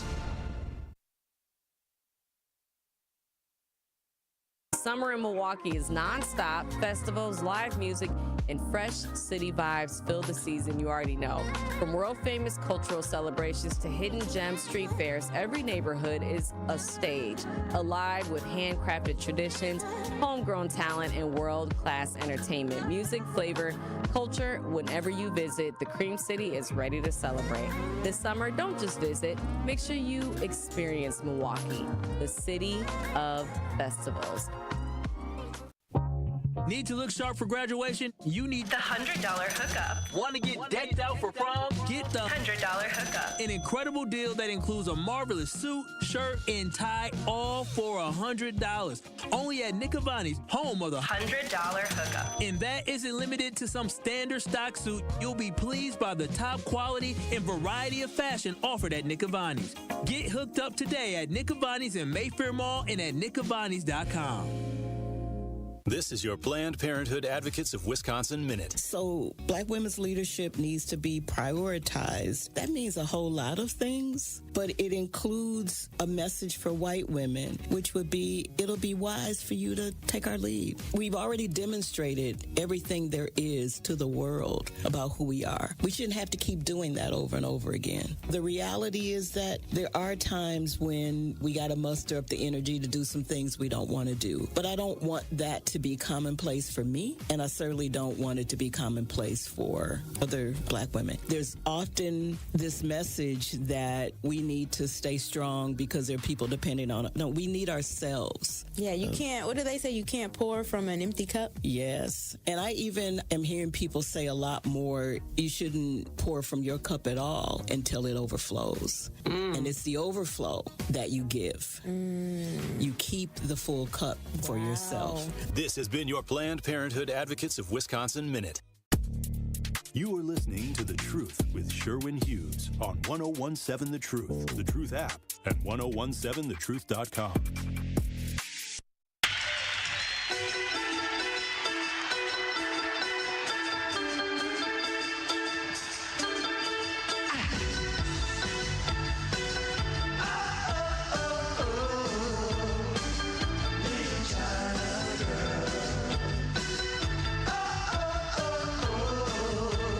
David Bowie was singing about his little China girl. You can't sing about little China girls now because that's terribly offensive. But back in the day, what's offensive about it? Like actual little girls or like women? Because you know, just the fact that she's Chinese. You can't sing about the China girls. You can't do that. I don't think that's offensive. Well, we don't know. The music is very Oriental. You know what I mean? That's offensive. It sounds very 80-ish, though. It don't sound very... This is like how typical 80s music sounds, to me at least. If somebody made a song now, if a white person made a song talking about a little China girl, it wouldn't get released. Record companies would probably not distribute it. Phil, you're on 1017 The Truth. How are you? I'm okay, Sherwin. How are you? Doing all right. What's on your mind, Phil? Hey, about Juneteenth Day. I've been going down to Juneteenth Day I'm in my early 60s. When we started going to Juneteenth Day, we used to go down there at noon. And I believe it stayed open until midnight. It sure did. And it was a celebration. I mean, we were kids. Our parents trust us. And we went. It was a fun thing to do. But I haven't been to Juneteenth Day in over 10 years. Why? Simply because it's always, you got to watch your back. You got people shooting, or it's always going to be something that's going to break out. And I shouldn't have to go down there or even go down there with my grandchildren and have to watch like that. So I don't feel that it's a safe place. Now, if they're having it at Summerfest, that's a little bit different because everybody is screened before they come in, which should make it a better place. Also, I want to comment on, as far as this redlining. I stay in a diverse community in Brown Deer, and the Brown Deer police are very under patrol. So you think about this. If we open up the borders and say, okay, let's open up the borders and all you black folks move to New Berlin, what do you hear on the news every day? Triple shootings, double shootings. Okay, we kind of put things on ourselves. I wouldn't want you to move to Brown Deer where you're going to start shooting up the streets and people riding around loud music, hanging out the windows. So we have to look at a different perspective. A lot of this stuff we bring on ourselves. Is there you a know, lot of Sherwin, crime? you're 50 years old. Is there a lot of crime in Brown Deer because a lot of blacks have moved in? I grew up in Brown Deer, and It's not. Brown Deer is very quiet. Okay. Brown Deer, but Brown Deer and Milwaukee Not kind that of Walmart. It's a squad car at that Walmart 7 days a week. It's always somebody getting hauled out that Walmart. Exactly. That's why when they got ready to put the Walmart in there, we tried to keep it out of here because we knew what was going to happen. You knew that a bunch of blacks were going to come and cause trouble, so you didn't want the Walmart? Well, I don't think we have to. Hey, we got to. If your shoe fits, wear it. Who's doing all the crime? Who's doing all the shooting? Who's doing all of this speeding? Who's doing all this? Our black youth. It's female just as much as us, so we need to own it. We need to start owning what we're doing. Because me, myself, being an older person, I'm fleeing from it. Because I want to come and be able to sit in my yard, sit on my porch, take me a ride. I tried to take a ride yesterday. Okay. And every time I looked in the rearview mirror, I had somebody right on my tail, swerving in and out, getting mad at me, blowing at me because I'm driving and stealing. So do you want that in your community? No. And you think it's mostly blacks that's doing that stuff? Yes, I know it is. And you know it too. Okay, all right. All right. You know it too. I know, but So we're we not need to supposed own to up say to that. that. I know, but we ain't supposed to say it. I know we're not supposed to. We got to start owning up to this. Our youth are out of control. And it's affecting everyone. You know these cops, you ever seen the look on these cops' faces at the crime scenes on TV? They just got their hands in their vests and just looking like, it's ridiculous. And, I like to see, people getting on there and it needs to stop and it's got to stop. And we're having this march for peace. And come on. We've been doing that for how many years now? So what is the solution?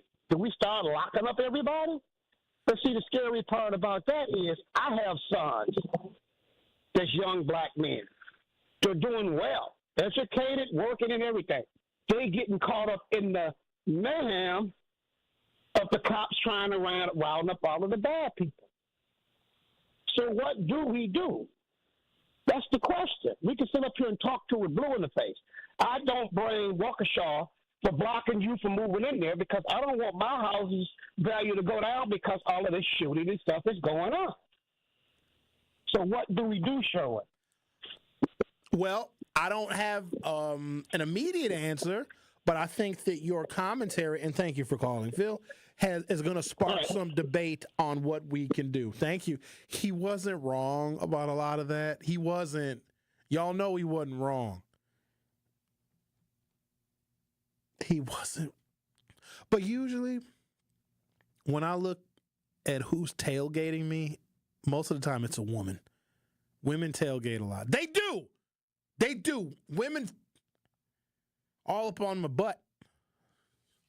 But is he right a little bit? I know white people commit crimes too. I'm not saying that they don't, but we do a lot of it. Let's talk to Nikki. You're on 101.7 The Truth. How are you? Hi, good afternoon, Sherwin, and thank you so much for taking my call.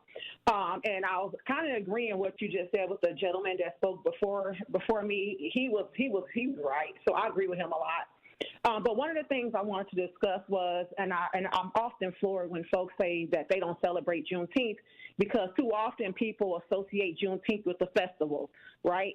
That's not the only way that you can celebrate Juneteenth. I think it's important that we start to develop our own type of traditions on celebrating Juneteenth and learning African American history. And I oftentimes I feel so sad for folks who do not know because I had a pleasure of attending UWM and having them abolish. Oh, me right? too. So I'm sorry? Me too. Dorothy and Ahmed, both of them, wonderful people. I think Ahmed passed away, though. Yep, he did. And I met them both as well. My sister-in-law is very close to them. So that's one of the things I'm like, I feel so sad when folks don't know about history, and I think this is an opportunity to learn. Because I can't remember the name of the gentleman that's in the studio with you now, and he said he doesn't celebrate it. But my thing is that we gotta start learning basic history, and when folks just don't know basic African American history, I mean, then you get folks who come to Juneteenth not even understanding the significance of it. So I even put into Chat GPT and just asked for 25 ways of celebrating Juneteenth. Oh my goodness, the way that it was broken down and categorized. It's just that simple. There is no reason why there's an African American person who is not celebrating Juneteenth, even if you're only learning basic African American history. So I'm going to send it to you. I thought it was pretty cool how it outlined it. And folks, again, we got to figure out how to you got to celebrate it. So even if they're canceling, Juneteenth in those different cities, I think as families, we have to start figuring out how we're going to celebrate it individually anyhow. Because in my family, we do. All right. We have our own way of doing it. Thank you, Nikki. You're welcome. I appreciate your call. Yeah, I'm going to pull up my AI app, too, and look at different ways to celebrate Juneteenth Day. We're going to take a break, come back. We're going to talk to Al. We're going to look at different ways in which we can celebrate Juneteenth Day. But no, here's the thing with violence in our community. Seriously now, everybody relax, calm down. I know it's a very touchy subject now. We need to march more, right? Shouldn't we be in the streets marching and just telling people, stop the violence, everyone? Hey, everybody in the black community, just put the guns down. If we did more of that, I think the violence will go away overnight. Well, what are your solutions then if you don't have a better solution than marching? Let's march a lot. Let's march very far. Let's march to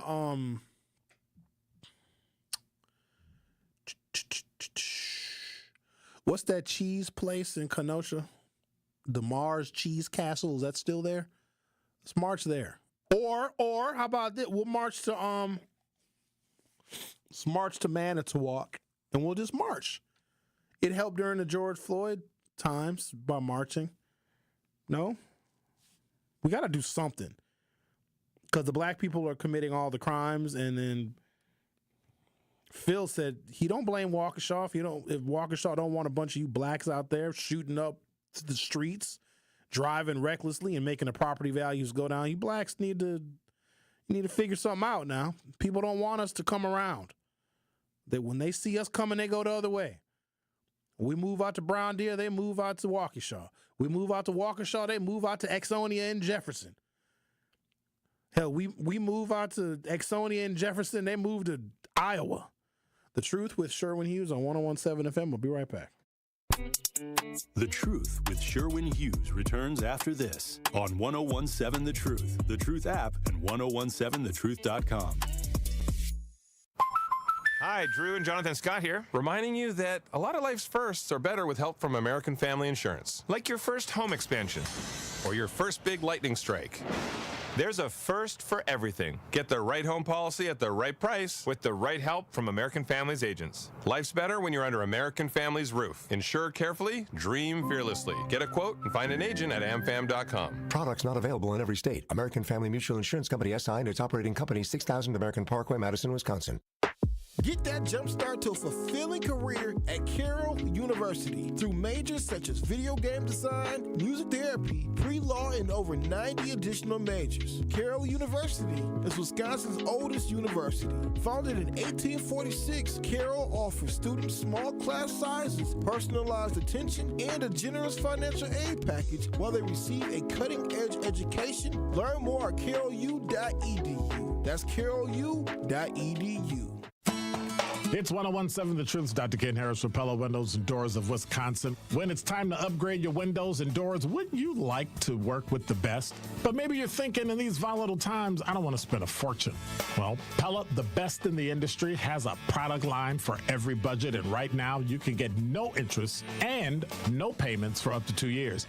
And if the plan is to wait, guess what? You can get it now and wait to start making payments up to 2 years. Pella truly believes that quality windows and doors don't have have to be expensive. With a range of affordable options and products assembled in the U.S., you can get the look you want at a price you can afford. And with Pella's free in-home consultation, no obligation quote, and range of available financing, getting new windows and doors from Pella is easier than you think. Certain restrictions apply. Ends June 30th of 2025. Set your free in-home consultation today at PellaWI.com. Great impressions will exceed your expectations. Great impressions, perceptions, everything.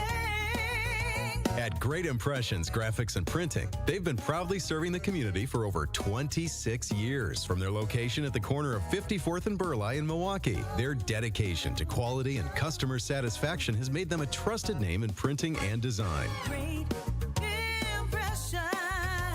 Great Impressions offer a wide range of services, including banners, posters, yard signs, business cards, programs, and postcards. Plus, they specialize in custom apparel printing, perfect for family reunions, sports outings, business promotions, and more. For your next project, visit greatimpress.com. That's greatimpress.com. Great Impressions. They're here when you need them. Great impressions, perceptions, everything. You are listening to The Truth with Sherwin Hughes on 1017 The Truth, The Truth app, and 1017thetruth.com.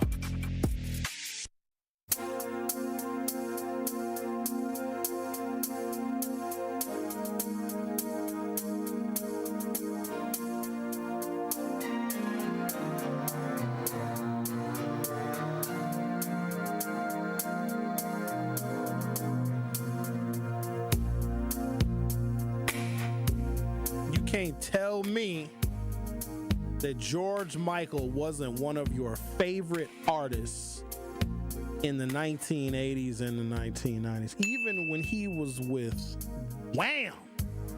Now, this is another song that is on the list of politically incorrect. Father figure about an underage girl, which is very ironic because George Michael was extremely gay.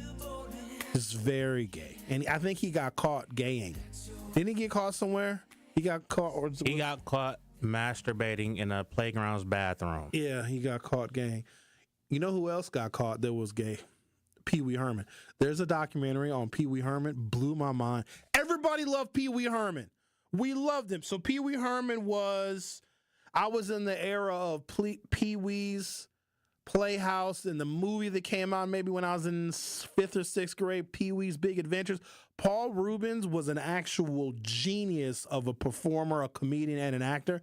And there's a documentary on his life. It was very sad. Very sad. So they're making this documentary, and he didn't tell anybody he had cancer. So he was suffering with cancer for 6 years and didn't tell anybody. And then while they were making the documentary of his life, he died and didn't even tell the crew that he had been working with for over a year that he was dying of cancer. So if you have HBO Max, check out the Pee Wee Herman documentary. His life, nothing what you would have thought. It was so good. So make sure you watch the Pee Wee Herman, Paul Reubens documentary. It was actually very inspiring. Let's talk to someone else who's very inspiring. Hello, Al. How are you? You know, I don't know why I thought about Elvis Presley. Didn't he make a song called A Little Girl of Mine that was about a 9 or a 14-year-old dancing in a green dress twirling like it's fabulous? Whoa. I'm unfamiliar. Okay, but anyway, moving forward, I know the gentleman called in and was talking about Brown Deer. You must forgot all that crack, coke, dope, and meth that's running through all Brown Deer. Let's not forget them EBTs. And if you go farther up in Brown Deer, when you get to Mequon Road, they have a motel that does weekly rates. And them is for junkies and cokeheads, and they're not black. Also, I know you brought up about Waukesha, and Waukesha is not a hot commodity neither. But since you don't blame Waukesha, won't you tell them pale-faced, thin-lipped bastards that come fix these houses up here in Milwaukee, Wisconsin, in the inner city that them bastards own? I also would like to tell these listeners, 286-3441 to press 0 for neighborhood services. Now, I understand we have issues in our city. But let me tell you something. We did not sign up for this, okay? And yes, we have our issues, but I don't hear you talking about them pale-faced devils, because they do a lot of stuff, and they got low income out there in Waukesha, to downtown Waukesha, where the bus takes 2 hours to get to Milwaukee. You must forgot about that EBT out there, too, because everything out there ain't green and gold, and they got a whole lot of sister-brother coke problems out there as well. So if we really want to talk about us, we could talk about them. The only reason that the things is out of control because we have nobody with a backbone. They feel everything in the inner city should be the way it is because it's black. But I guarantee you, you go to Whitefish Bay, go to Bayside, go to River Hills, okay? Go out to Franklin. Ain't none of that allowed, okay? This here in the inner city, it says it'll take 365 days to tell somebody take their foot off the gas pedal and race the Golden Gate. One-way ticket. And if they want to, they could be a cemetery stone face and ride clean up that pole and jump off that bridge with the cracks, okay? But before we say all that, we got to look at the root of the problem, all right? And here's another thing, Mr. Hughes. They said the Midwest is the New South. Interesting. We have these, how can I say this? We have these black-ass conservatives, which are nothing but Sambos, who signed up, who feel white is right and white man ice is colder. And I'm talking about some of you blacks, because you want to be white, but your mama didn't sleep with a white man that night. The daddy was black. And let's not forget the ninjas, who's the new white supremacy. Then you got these barbaric raised animals that's buying crack and dope all over the inner city, and some of them are the number one woman beaters, and they beating their kids because they white kids is always over the city asking for help. So how do you expect the Midwest to try to come up, and they're getting it from these black Sambos, probably who wear tighty-whities, who think white ice is right, and you got the ninjas pushing white supremacy. You got some of these people who ain't no backbone. And another thing I wanted to share with you, Mr. Hughes, I think it's very rude and disrespectful that you have Malele Cox and she cannot come to your show. Okay? Because last time I checked, whiteness and the white man did not vote her in her position. And I remember when I moved to my neighborhood, it was a big billboard who said the cops got to go. But it's mighty funny when it comes to that damn Bronzeville, they sitting on there with that big teeth, that big old Bojangles smile, but she can't come to your show. And didn't no white man vote for her to be in her position. And don't give a damn if she get mad. But I just wanted to share all that information, but if we're going to keep it 100, we're going to keep it 100, and we're going to talk about everybody. We don't have no allies, not unless the white ones speak up. We ain't worried about you Jews because y'all finna get funny acting, just like some of these family members. And let's not talk about Ron Johnson. He ain't no good neither. And think about this, Mr. Hughes. How do you think we're going to get some anyway when you got black people with Porsche braids praising white people, and they ain't even getting them out of a damn zip code, and they're probably in 53206 themselves. So basically, we're pretty much doomed, but it's we the people who can get us out. Have a good day. Bye-bye. All right. Bye, Al. Okay, so... All right. I've been friends with Malele for probably 20 years. I know most of the members of her family. I'm very good friends with Spencer Coggs as well. Priscilla Coggs helped her get elected, supported her when she ran for the county board. So we at 1017 The Truth are no longer, and were we ever invited to Bronzeville Week?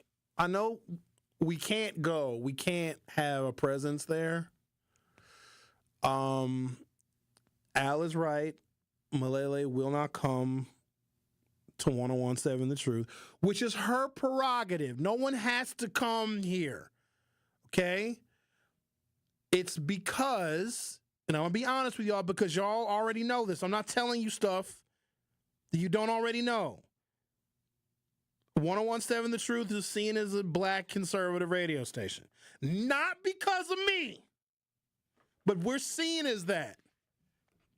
Okay? A lot of our program day espouses a political viewpoint that is not reflected by the majority of our community, and that's just the 101.7 The Truth. And because of that, some people don't want to come here, and that's their prerogative. They don't have to come here. Here's what I do. Here's my thing. I can't be worried about what another person gonna do.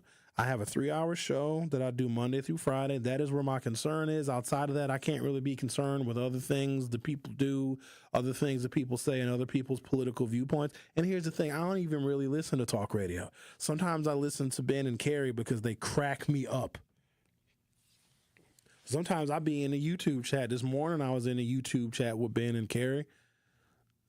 We were talking about, Carrie was talking about she get mad when white women wear braids. So what? Let them wear braids. It's a hairstyle. So what? But then, of course, I had to chime in. I couldn't, sometimes you can't help it. You tell yourself, Sherwin, don't comment. Walk away. Don't put your phone down. Put your phone down. Don't do it. Don't comment. Don't comment. Oh, damn it. I'm commenting.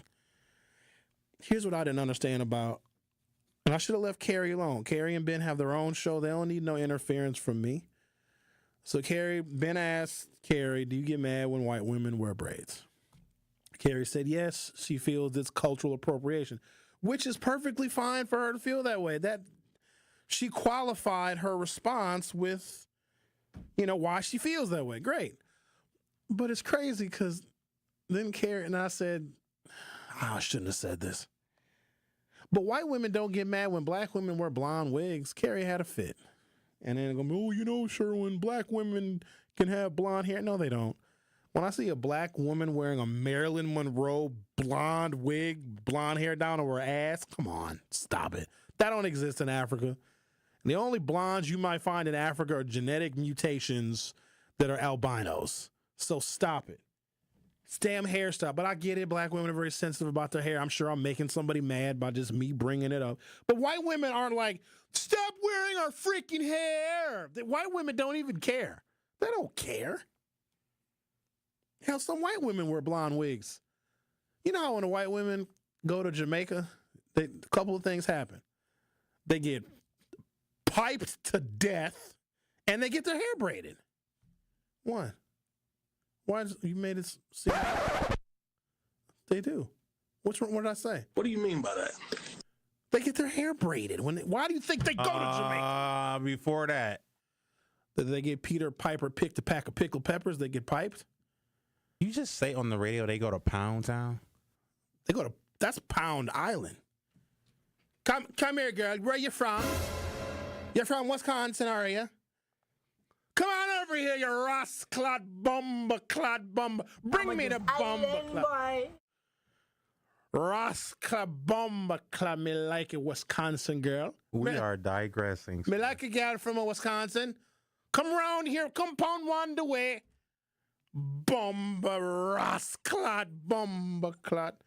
You're listening to The Truth with Sherwin Hughes on 101.7 FM on your FM dial. Does people even listen to the radio anymore? Just download the 101.7 The Truth app or go to youtube.com or open up your YouTube app from your smartphone or other mobile device. Search 101.7 The Truth and hit subscribe. We're trying to get to 47 million subscribers. And we're close. We're very close to 50 million subscribers. So if you're our 50 million subscriber, Rick will take you to the Olive Garden. Why you just lie to these people like that? Rick, if we have 50 million subscribers, you should take the 50 million subscriber to the OG. You should take him. It's your show. It's The Truth with Sherwin Hughes. I'm just a producer. You're taking him to the Olive Garden. Okay. And Zach is driving. Don't go anywhere. I'll be right back. The Truth with Sherwin Hughes returns after this on 101.7 The Truth, The Truth app, and 1017thetruth.com. Start jamming in the morning and get your daily drop of juice. Juice gets you hydrated and started for your day. And that's what we plan to do from 7 a.m. to 9 a.m. Every single morning, we're going to be keeping you in the mix, talking about everything you care about all before 9 a.m. So wipe that crust out your eyes and get ready for Jamming with Juice. Turning your mornings into your favorite part of the day. Get that stank breath out of here. Brush your It's teeth. it, bro. Like, what?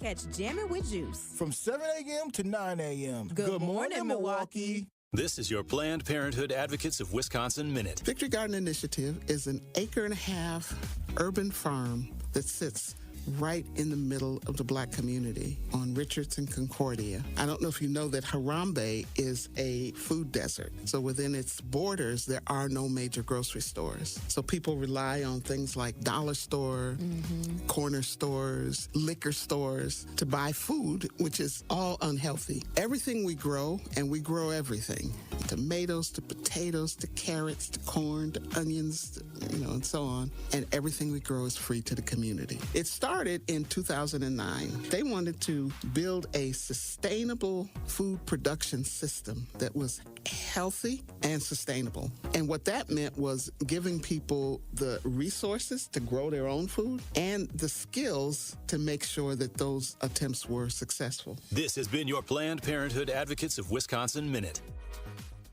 Gruber Law Offices. One call, that's all. They treated me like family. They're actually people that you can depend on. They made me feel seen. They really treated me like I was a part of their family, a part of their team. They ask how you're doing, how you're feeling. They're just so welcoming and so sweet and kind. It's like family, caring about another member of the family. If you've been injured, it costs you nothing to see if Gruber Law Offices can help.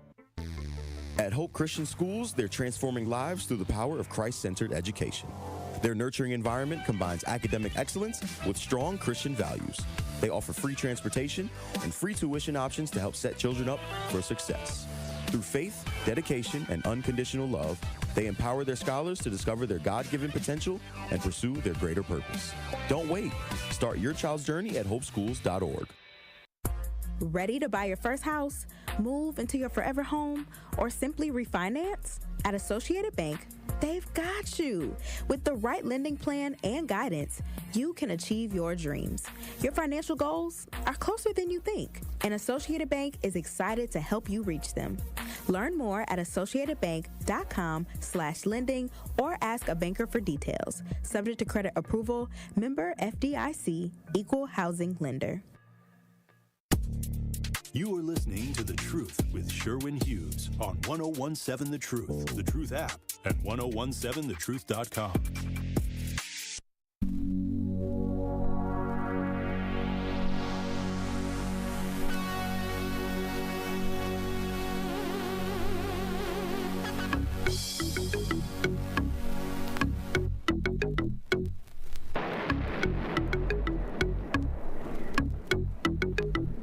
Get busy, y'all. Hey, What you know about this, Rick? I know this. I know this one for sure. It's Joe Ski, Pee Wee Dance. Check it out, party people, cause this party is burning. For a new dance, I know you've been yearning. That's how I used to dance back in the day.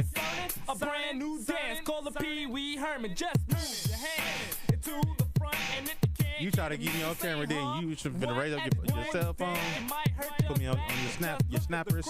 Say I meant to do that. It's the Pee Wee Herman new dancing.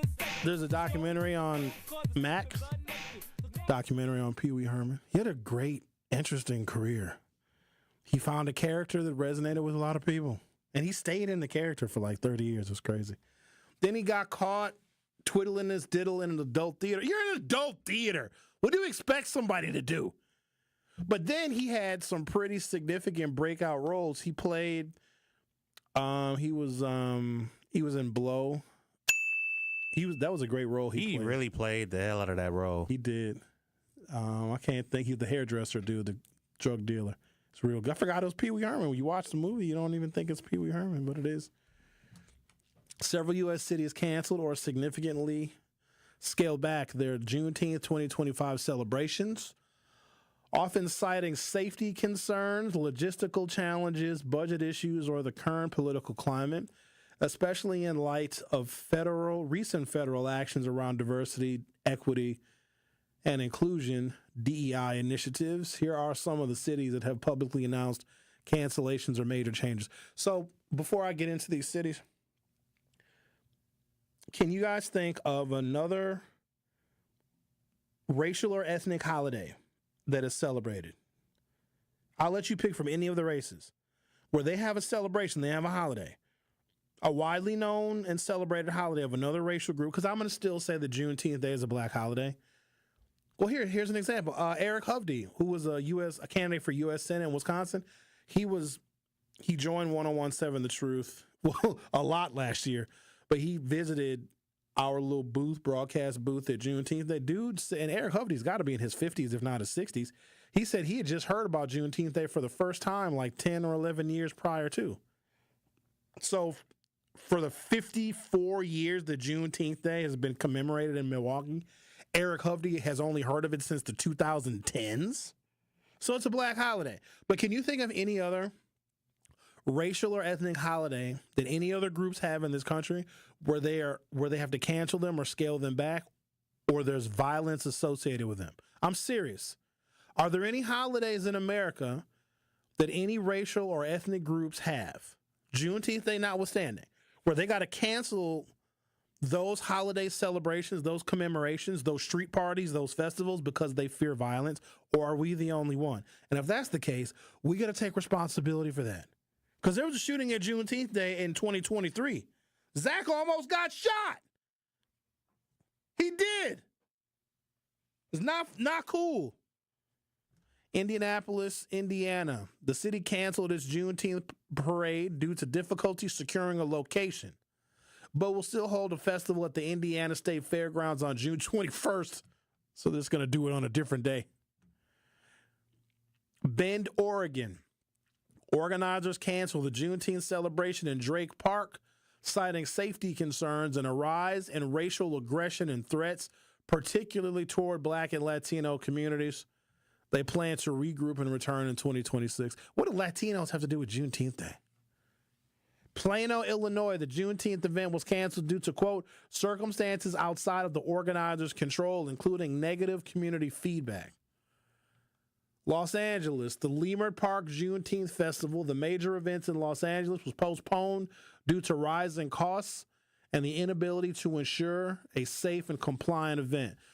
Detroit, Michigan, a major Juneteenth concert at the Fox Theater was canceled due to unforeseen circumstances. Hamilton, Ohio, the city canceled its Juneteenth celebration, also citing unforeseen circumstances. Morristown, Tennessee, the Juneteenth event was canceled for, quote, personal reasons. Akron, Ohio. Akron canceled its Juneteenth events after a mass shooting on June 2nd raised safety concerns. What does a shooting on June 2nd have to do with Juneteenth Day? And New Jersey, Metuchen, Edison, Pixtaway area.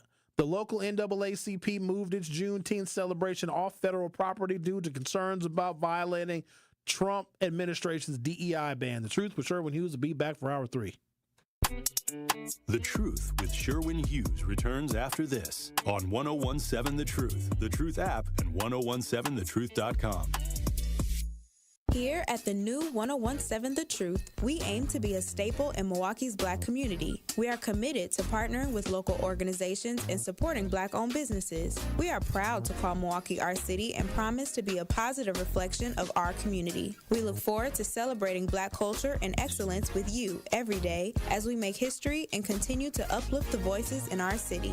Join us for the journey at the new 1017 The Truth, founded by Gruber Law Offices, Milwaukee Black Talk. It's Dr. Ken Harris, and you can watch me now live on YouTube every weekday from 4 to 6 p.m., and you can watch the best radio show in Wisconsin by going to 1017 The Truth on YouTube. Watch me explore the issues which are shaping our community while also having fun discussions, pop culture, current events, all kind of stuff going on right here on YouTube right now by subscribing to 1017 The Truth. Milwaukee Black Talk is now streaming live on YouTube. Carrie, where's Tori Lowe and Dr. Ken at? I'm trying to knock these commercials out. How am I supposed to know, Sherwin? Well, I'm about to do their parts because my impressions are on point anyway. This is Dr. Ken Harris from Truth in the Afternoon, and I want you to download the Truth app in the Google Play Store and Apple Store so you can never miss my show or any of the award-winning 1017 The Truth. Really, Kyle? Sherwin, you are crazy. Sherwin, your impression of me is horrible. Move. Give me my mic. I guess I'll just repeat what Sherwin said. Go to the Google Play Store or Apple Store to download the 1017 The Truth app today so you can take the home of Milwaukee Black Talk with you wherever you are. Can't listen live? Download the new 1017 The Truth app on your smartphone today to catch up on all your favorite shows. Search 1017 The Truth on your Google Play Store or Apple App Store so you don't miss out on any of the action. Metastatic breast cancer, or stage 4 breast cancer, happens when cancer spreads beyond the breast to other parts of the body. About 168,000 women are living with it today, with Black women at a higher risk due to various factors. Research has led to treatments that help manage the disease and improve quality of life. The Everyday Counts study explores how nutrition and exercise coaching can support women with metastatic breast cancer. To learn more about the Everyday Counts study in Milwaukee, call 414-955-8819 or email edc@mcw.edu. If you or someone you know has stage 4 breast cancer, please encourage them to call and enroll in this valuable study. Again, call 414-955-8819 or email edc@mcw.edu. Get the truth and nothing but the truth with Sherwin Hughes every weekday from 9 a.m. to 12 p.m. on 1017 FM, 1510 AM WGKB Waukesha, and W269DL Milwaukee, a locally owned Good Karma brand station. You are listening to The Truth with Sherwin Hughes on 1017 The Truth, The Truth app, and 1017thetruth.com.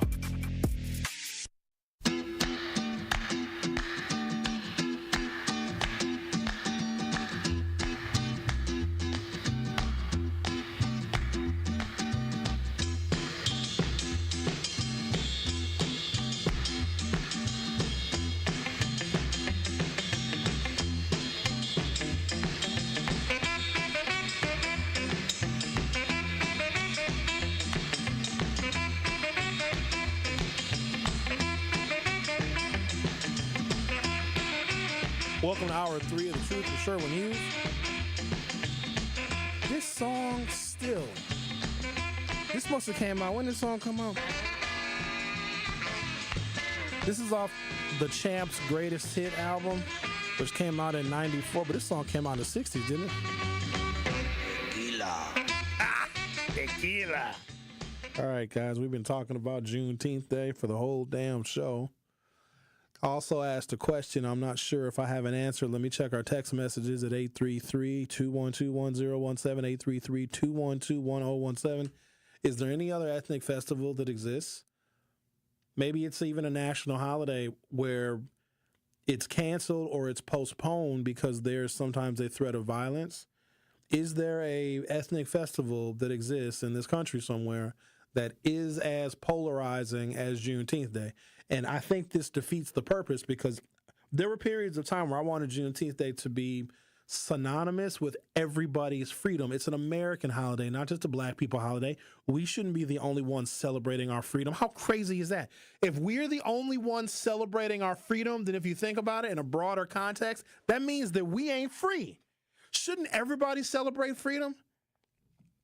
Shouldn't any diehard, true, red-blooded American patriots say, you know what, Juneteenth Day is a wonderful day for all Americans because we as a nation were participating in an institution that was unhuman. And I'm glad that that's over. Now, we can have a whole separate conversation about 100 years of Jim Crow.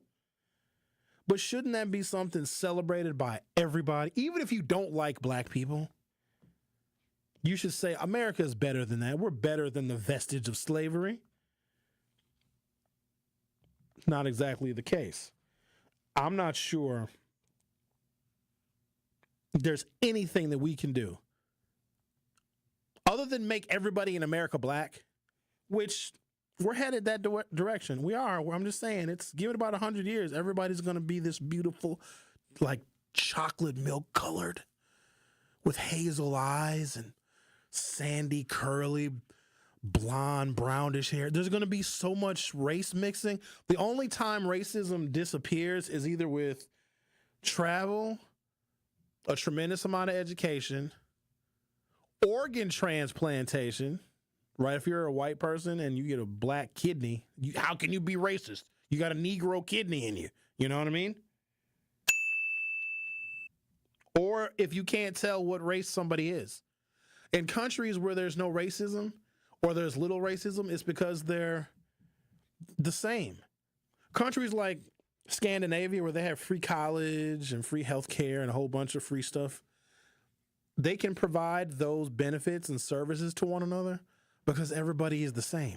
Where in America, we have the money to do that same kind of stuff, to have the free college and the free healthcare, but there have been members of Congress that won't support it because they don't want black people to engage in the free college and the free healthcare. So they are willing to have their constituents suffer and go without free college and free healthcare so that black people don't get it.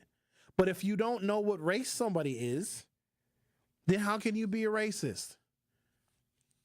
Another politically incorrect thing that we used to do back in the day, you can't do this anymore. Don't do it. I had one of my older friends actually ask somebody this, and I felt very embarrassed because you can't ask a person this anymore. Remember back in the day when you saw somebody that was racially ambiguous and you wanted to know how to classify them, you wanted to know where to place them? I think we did it covertly to see if they were an ally or not. If you look at somebody, you just can't tell what they are. Are they biracial? Like, what are they mixed with? Like, it'll drive you crazy. We used to ask the person, hey, what are you? You can't do that anymore. That's rude.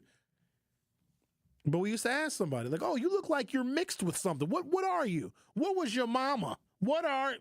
That's rude. You can't do that. I don't think it should be rude, but apparently it's politically incorrect to ask somebody what they are.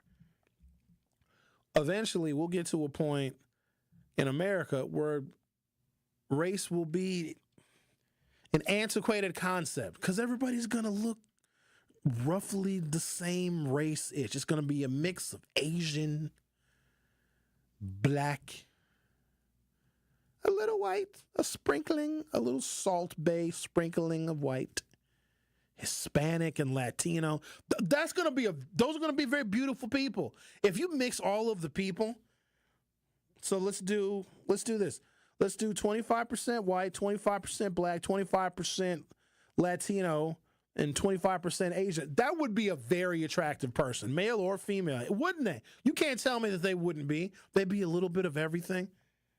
They'd be like somewhat good at math and kind of good at basketball, but you know what I mean? But they would just be overall beautiful.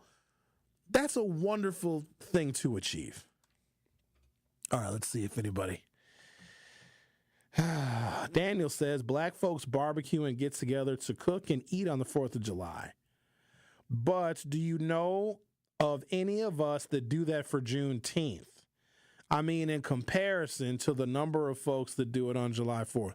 So if you were in the vicinity of Juneteenth Day, because I oftentimes have to walk really, really far to get back to my vehicle, because I park my vehicle I used to.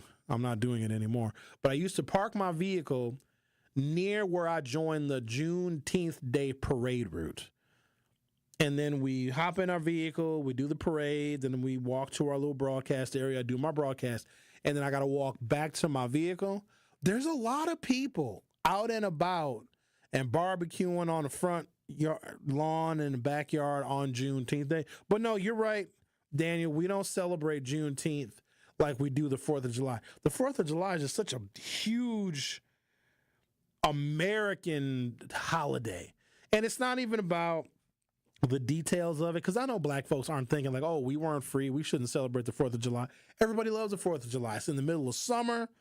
It was when we, as a kid, when we traveled, when we vacation, that's when I saw a lot of my cousins, a lot of my other relatives that lived in other parts of the country. I love the 4th of July, not to mention fireworks. That was a bit of freedom that my parents gave me at a way too young age. So we would drive down south like a lot of us did, you know, when you were a kid, because that's where the family was at. The family was in Mississippi. We also had family in Tennessee. And then, you know, you got to make that stop. You guys know the stop you got to make in Charleston, Missouri. It's called Boomland. Boomland is like, how would I describe Boomland to someone who's never been? Yeah, because I've never been. There's nothing like it. I go to down south a lot as a kid. It is the ultimate. Now, it depends on where in the South you're going. If you're taking Highway 55 or taking Highway 57, it depends. But in Charleston, Missouri, Boomland is like Meijer, Walmart, several soul food Southern restaurants, and a fireworks depot that is the length of a football field. And I remember my father and I would go nuts buying fireworks. We'd get a cart and just fill up the cart. And I'm 6, 7, 8, 9, 10 years old, just filling up the cart. We would have so many damn fireworks because you can't get fireworks in the north unless you go like way out to Allenton and you go to the fireworks place out in Washington County. You can't get fireworks in Milwaukee. In fact, they stopped selling. They used to have fireworks stands in Brown Deer in the 80s. Or you could actually buy firecrackers, but they cut that out because, I don't know, Milwaukee County stopped selling explosive fireworks in the 80s. But I do remember a time where you could get a pack of firecrackers from a fireworks stand in Brown Deer now. Long time ago. But it's all illegal now. But we would get so many fireworks. But that just added to what the 4th of July meant for me and my family. I was way too young to be lighting off bottle rockets from my hand. But I did. But that was just all a part of 4th of July. And so I grew up with that tradition of the 4th of July and not knowing that, oh, black people were still in bondage for another 90 years after July 4th, 1776. As a kid, I didn't know anything about that. And quite honestly, I'm glad I didn't know because there's an innocence in childhood to where things should just be fun and not be encumbered or burdened by history. That comes later. As you get older and become an adult, then you get disappointed. But let children enjoy the 4th of July and don't give them all that slave stuff. Let them get the slave stuff when they get a little bit older and they can handle it. Because I would hate for my 4th of July to be diminished because my parents were like, you know, we were still slaves. I'm like, well, this isn't fun. Don't take the fun away from the children. Rodney says they sell them fireworks at Menards on Miller Parkway. Yeah, but what kind, Rodney? You can't buy bottle rockets and firecrackers and the Roman candles. I love me a good Roman candle. Guess what? You hold Roman candles. Don't be a sucker. Don't put a Roman candle in the ground. You hold a Roman candle. In fact, you can pretend it's a gun. You can shoot stuff with a Roman candle. Rodney says Bob sounds like Uncle Ruckus. Melody said, oh, this must have been when Bob called in earlier. I don't check these text messages as often as I should because we're always looking at the YouTube. Melody says, called a man's stroll. You could tell a man's identity from neck down. So cool. Another song, No Escaping. We wouldn't mind a raping. What? What is that song? Anti-Puritan song by the same artist. So you mean to tell me, Melody, there's a song called No Escaping, We Wouldn't Mind a Raping? I'm not going to play that. That's even too politically incorrect for me. Millicent says, so does that rap lyrics use BSHS? I don't know what that means. So does that include rap lyrics that use BSHS? The BS, I know what that means, but I don't know what the HS means. That was a non-harmful event, Millicent said. Melody says, 1968, Janice Ian, Society's Child, quote, come to my door, baby, face is clean, shiny black as night. I understand your tears and your shame, baby. She called you boy instead of your name.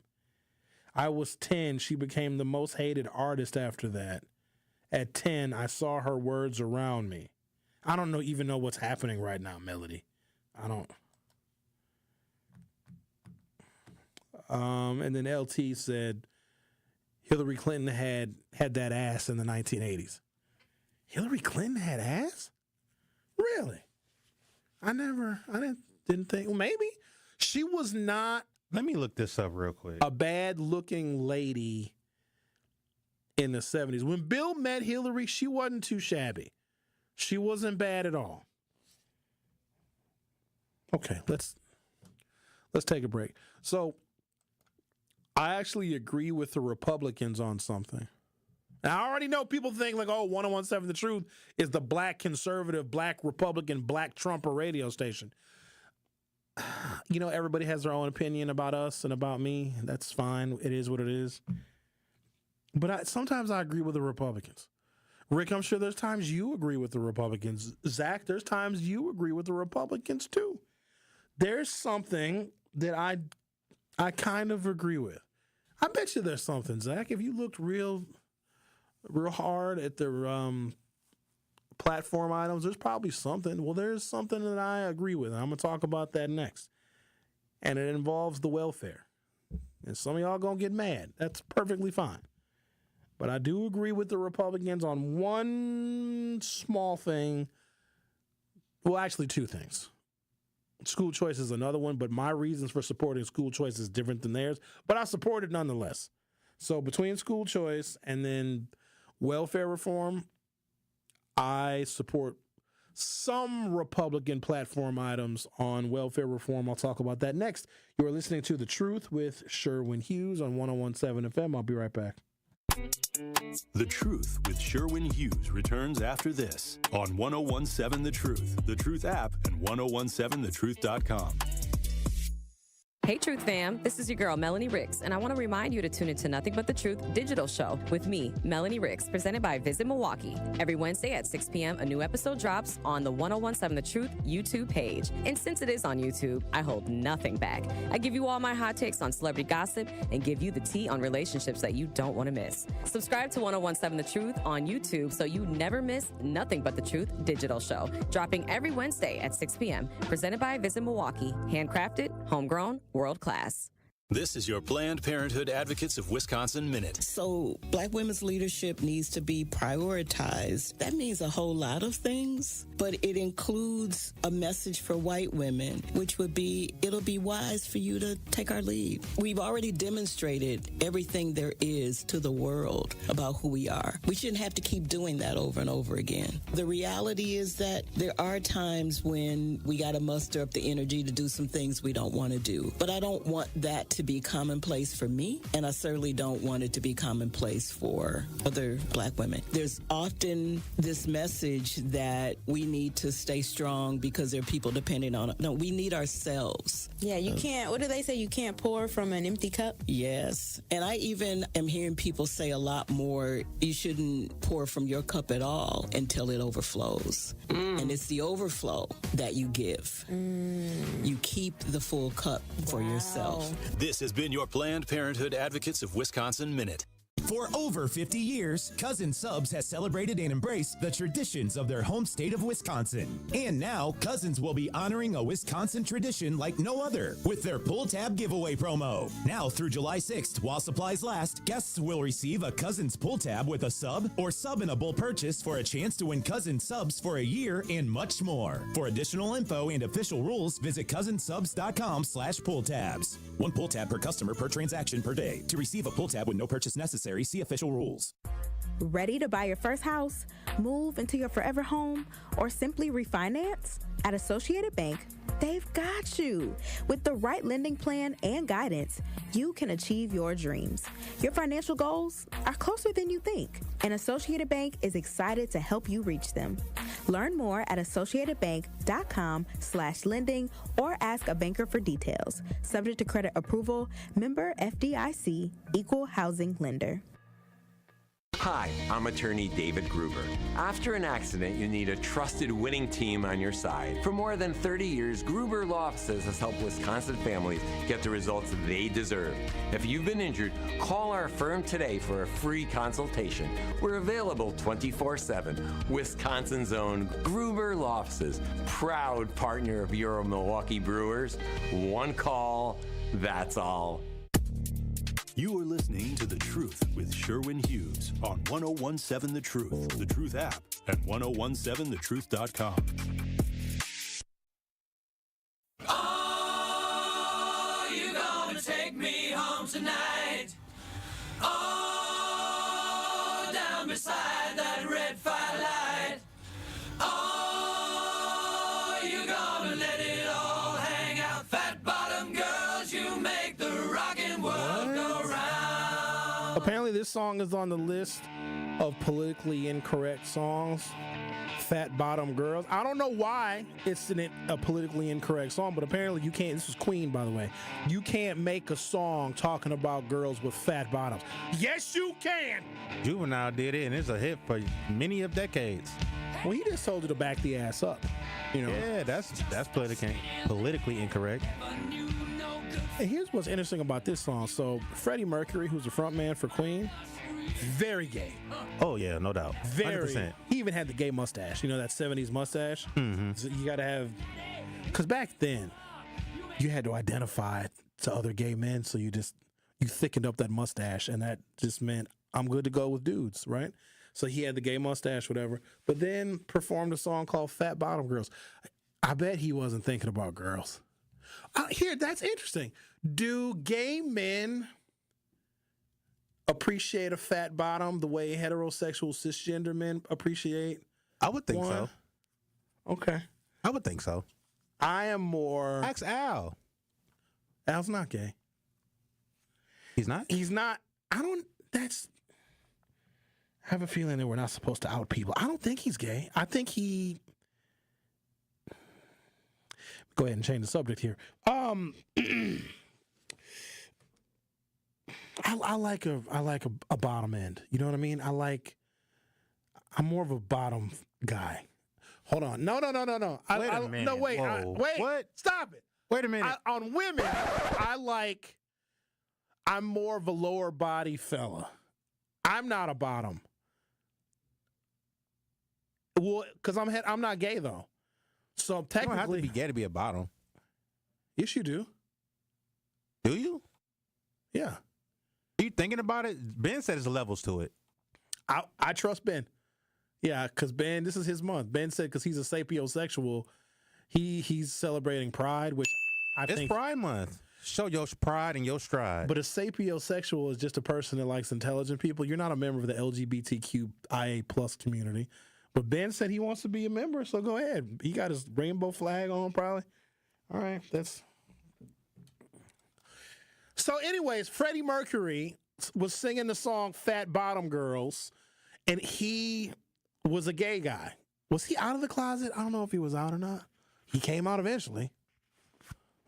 But yeah, I just found that very interesting. And I agree with a gay man. He likes fat bottom girls. I do too. And just like I agree with the Republicans when they say that if you are able-bodied and between the ages of 18 and 54, in order to get Medicaid, you should work. Why are we so against that? Now, I know that there's exceptions, and individuals that can't work for a variety of reasons should be able to apply for a waiver. But can we just think about this second practically and not look at it politically? Because what I want to do this segment is show contrast. That's what I've been doing with the music on today's show. If you guys haven't grasped what I'm trying to do, show the contrast of songs that used to be really popular that you can't play now, and record labels would never distribute them because they're politically incorrect. But back in the day, some of these songs were bops. Can't play those songs now. So for the purposes of showing how much we have grown, how much we have evolved, a lot of those songs that my generation and those older than me grew up listening to, you couldn't make those songs now because they're politically incorrect, right? Showing this contrast of then versus now, where some people would clutch their pearls if they hear the song by Josie Cotton, Johnny, Are You Queer? If you listen to the lyrics, She's basically saying she likes this guy, but she's got questions because when they're alone together, she doesn't hold him tight, and she sees him dancing with his friends, and she has questions. And so the chorus of the song is simply, "Johnny, are you queer?" Well, apparently you can't ask that question nowadays because it's offensive. So things that we used to listen to back then, no one can produce music like that now, unless you're black. I think black people and hip-hop artists can get away with more politically incorrect lyrics and themes than probably any other genre. And you know what it was? The song for me that just, and I don't get shocked by much, when who is it, Megan Thee Stallion and Cardi B came out with WAP or WAP? WAP. I can't believe that they came out with that. And I can't play it because is there a clean version of WAP? That's the latest GOP push to cut waste and spending, work requirements, plans for a range of welfare programs, including food stamps, Medicaid, and rent assistance, reflect a shifting view of who should receive federal benefits. Can I just get a clear and honest, objective answer from those of you that are listening and participating, either in texting us or commenting via YouTube? Don't you think it's reasonable now for an able-bodied 18, 19, or 20-year-old man or woman, they can work. They can. There's nothing preventing them from working. They don't have any ailments. They don't have any disabilities. They can work. They just don't want to. Shouldn't we, at the very least, if we're going to give them some kind of a benefit, some kind of a subsidy, some kind of a rent assistance, or some kind of a food share subsidy, shouldn't they be required to work? You know, we have a labor shortage all over the place in this country. And if we're going to be deporting a lot of our migrants and people that are here illegally, then the labor shortages are only going to get worse. Can you hear me out on that? We don't disagree with that, do we?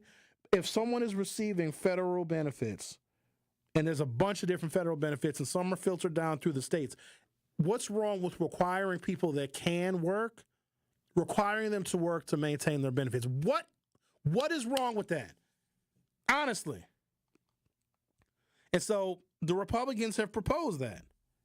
Bill Clinton proposed it too back in the 1990s because he tried to end welfare altogether. In fact, by the year 2000, from when Bill Clinton took office until when he left office, the number of people that were on any kind of government subsidy was cut in half. Now, some may argue with the way in which welfare reform was executed back in the 1990s and the early 2000s. But if someone can work, and isn't that just a really low standard? So if I look at what a woman may value in a man, what woman wants a dude that just doesn't work, doesn't have a job, doesn't have any ambition? Why should we reward someone that, here's the thing, a lot of people don't want to go to work. Sometimes work sucks. I've had really bad jobs before. Really horrible jobs that I didn't like. I would drive slow to work because I was in no hurry to get there because I hated the job so much. But guess what? If you want to have a life, if you want to live, if you want to eat, if you want to be able to take care of your responsibilities, you got to go to work. And if you don't like the jobs that are offered to you, there's a whole bunch of things that you can do to elevate your career and your vocational opportunities. So if you don't like the job that you have, like when I worked at Ernie Von Schladorn when I was in college, and I took a semester off, and I worked full time, and I realized I didn't want my life to be working in the parts department of a car dealership for the rest of my life. And my parents were like, you know what? That's why you take your ass back to school next semester and finish your degree. And by golly, I did that.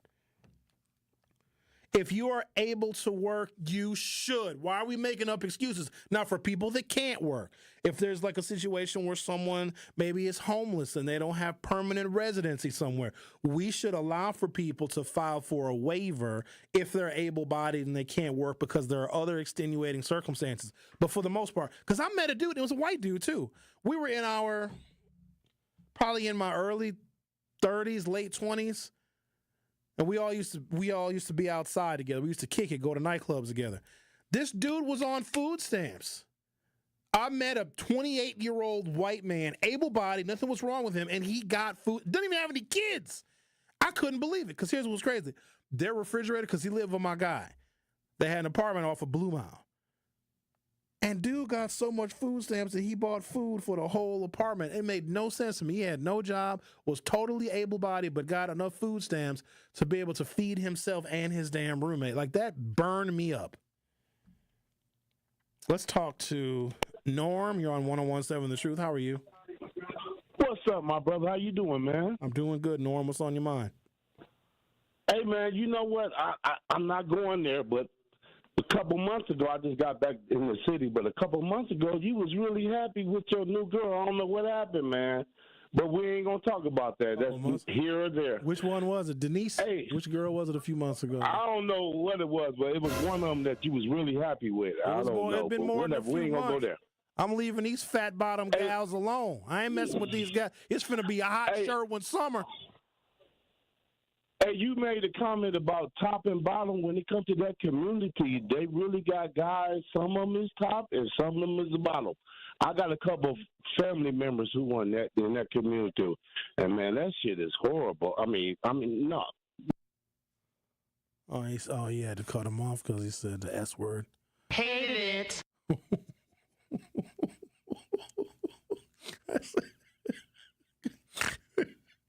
When I said I'm a bottom, I'm attracted to curvy lower bodies, but I hate BBLs. I'm not a BBL person. You got to be a weird human being to be attracted to BBLs. And no offense to people with BBLs, but no thank you. They make women look like cartoon characters. That's crazy. Rick, you probably like BBLs. I'm more of a bitty man and a pretty smile type of guy. What the hell's a bitty? Bitty.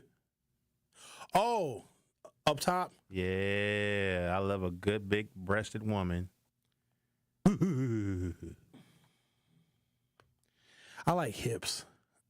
And I'll go for a pretty smile. You got a pretty smile and pretty teeth? Oh, I'm been right in your hands. I like hips. You know, I'll make a lot of exceptions. If she's shaped am I being offensive by talking about the kind of women that I like? No, I'm just curious how you like hips but not butts. No, I do. Oh, okay. It's all like you can't have one without the other. Lower, like natural, curvy, lower, like a small waist, and just an ass, but not too much. You can be overwhelmed sometimes. Like, what am I gonna do with all of this? You know, it's like you ever go to a buffet and you make your plate too full. You're like, how am I gonna eat all this? Have you ever had a butt that was hard? Like, not soft, it was big but hard. Muscular? Oh yeah, sure. Oh, I hated it. What's wrong with that? This was just muscles. It didn't look how it felt. Was it a BBL? It might have been injected. No, it was all natural, thick red bone, nice little fat bottom. Well, we're gonna get in trouble, I have a feeling. And yeah, it was too thick, I guess. It was too hard. You know what's crazy? I remember back when white girls didn't have butts at all. Now they do. They're competitive in the butt space. You know what I'm saying? Like now in the butt area, in the buttle region, they're competitive now. It used to be just usually women of color. I think this calls for a certain Mix-a-Lot song. Latina women and black women had the monopoly on junkie trunkies. I have a confession to make. My first Latin crush was Rosie Perez. It's not a bad crush to have. It's not. I thought she was like one of those fine women of the 90s. I lost my virginity to a Puerto Rican woman. Okay. No, I did. It was statutory rape, though. I was 16. She was 22. I think you told us this story before. That's crazy. She should be telling us all your business. I don't care. It was 30 years ago. She should be ashamed of herself. What was she thinking? I got deflowered by a grown woman. And here's what's crazy. You know, she's a pedophile because she was a coat check girl at a teen nightclub. So I lost my virginity to her. And then the next time I went out to Club Maryland, which used to be the hottest teen nightclub in the city on Sunday nights, she would check. She was a coat check girl. Isn't that terrible? Women can be pedophiles too. And she checked you in. Yeah, I tried to pretend that I wasn't a virgin, which I don't think she was convinced. Question, was she on the top or bottom? Top. Oh, look at my boy. Yeah. I didn't really. I'm like looking up at her. World. And I'm just like, what is this lady even doing right now? I don't even understand what's happening. I was just like, what's going on? Okay, I'm going to get in trouble. I'm going to take a break, come back, talk to Lisa on the other side. Yeah, I just know they're going to be waiting for me when I leave the studio today. The Truth with Sherwin Hughes on 101.7 FM. I'll be right back. The Truth with Sherwin Hughes returns after this on 101.7 The Truth app, and 1017thetruth.com. Hi, Drew and Jonathan Scott here, reminding you that a lot of life's firsts are better with help from American Family Insurance. Like your first home expansion or your first big lightning strike. There's a first for everything. Get the right home policy at the right price with the right help from American Family's agents. Life's better when you're under American Family's roof. Insure carefully, dream fearlessly. Get a quote and find an agent at amfam.com. Products not available in every state. American Family Mutual Insurance Company SI and its operating company, 6000 American Parkway, Madison, Wisconsin. Escape to paradise this summer at Chula Vista Resort in Wisconsin Dells. Spacious accommodations, perfect for families or romantic getaways. Voted top 10 best water parks in the U.S., championship golf, the longest zip line in the area, and the #1 steakhouse in Wisconsin. Book a Chula Vista Resort all-inclusive package now at 1-800-388-4782 or visit chulavistaresort.com. Your summer paradise awaits. It's time for Truth Takes, a thought-provoking commentary on the award-winning 101.7 The Truth. Here is Carrie Noni with her truth. You know, sometimes the mundane isn't a burden, it's the beauty of living. I came to this conclusion after recently watching the movie Subservience on Netflix. It's a crazy film, y'all. I would suggest you check it out. But it's a story that explores our relationship with technology and how it's programmed to take our burdens away. This movie really got me thinking about how much we're wired to avoid struggle. We create tools and shortcuts to make life easier, whether it's robots, apps, or even outsourcing everyday tasks. But in the process, we risk forgetting the value of the little things we go through every day. Sure, folding laundry or grocery shopping might feel like chores. I literally dread cleaning up. But isn't there something grounding about them? Something that reminds us we're human. Life isn't just about the highlights or the easy parts. It's about the messy, repetitive, and sometimes inconvenient stuff too. Think about it. Who would you be if you didn't have to face the small frustrations that test your patience, or the routines that push you to show up for yourself or the people around you? The mundane moments, the ones we rush to escape, are often the ones that shape us. If life was nothing but convenience, where's the growth? Where's the grit that teaches us resilience? And most importantly, where's the appreciation for the moments that do take our breath away? So maybe the next time you find yourself annoyed by the daily grind and are on the brink of crashing out, you pause, you breathe, and remind yourself that the beauty of life isn't just in the big moments, but in every little thing that makes them possible. This has been Truth Takes on the award-winning 101.7 The Truth. Listen to Jammin' with Juice with Ben Jammin' and Carrie Noni weekdays from 7 a.m. to 9 a.m. You are listening to The Truth with Sherwin Hughes on 101.7 The Truth app, and 1017thetruth.com. Oh my God, Becky, look at her butt. It is so big. She looks like one of those rap guys' girlfriends, but, you know, who understands those rap guys? They only talk to her because she looks like a total prostitute, okay? I mean, her butt, it's just so big. I can't believe it's just so round. It's like out there. I mean, gross. Look, she's just so black. I like big butts and I cannot lie. You other brothers can't deny. When a girl walks in with an itty-bitty waist and a round thing in your face, you get sprung. Wanna pull up tough, cause you notice that butt was stuffed. Deep in the jeans she's wearing, I'm hooked and I can't stop staring. Oh, baby, I wanna get whipped up and take your picture. My homeboys tried to warn me, but that butt you got makes me so horny. Ooh, rumpa smooth skin, you say you wanna get in my bins? Well, use me, cause you ain't that average groupie. I seen her dancing. Hey, Lisa, you're on 101.7 The Truth. Good afternoon. Yeah. How you doing, Sherwin? Still morning. I'm doing well. How are you? Oh, it is? Yes. Oh, okay. I'm doing good. I got to make me some coffee. But, you know, look. Leave a small butt. When I got my breast cut off, so when I was an eye, so, oh, goodness, I didn't No. Hey, But, wait, Lisa. You said you were an I, as in cup? Mm-hmm. Yeah. Yeah. So I had to get those cut off. So, yeah. No. It's A, B, C, D. No, A, B, C, D, E, E, F, G, H, I. Yeah. Yeah. I had to get them specially made. You couldn't, go to the store. Your back used to hurt. On the east side, you used to have back pain? Oh, my God.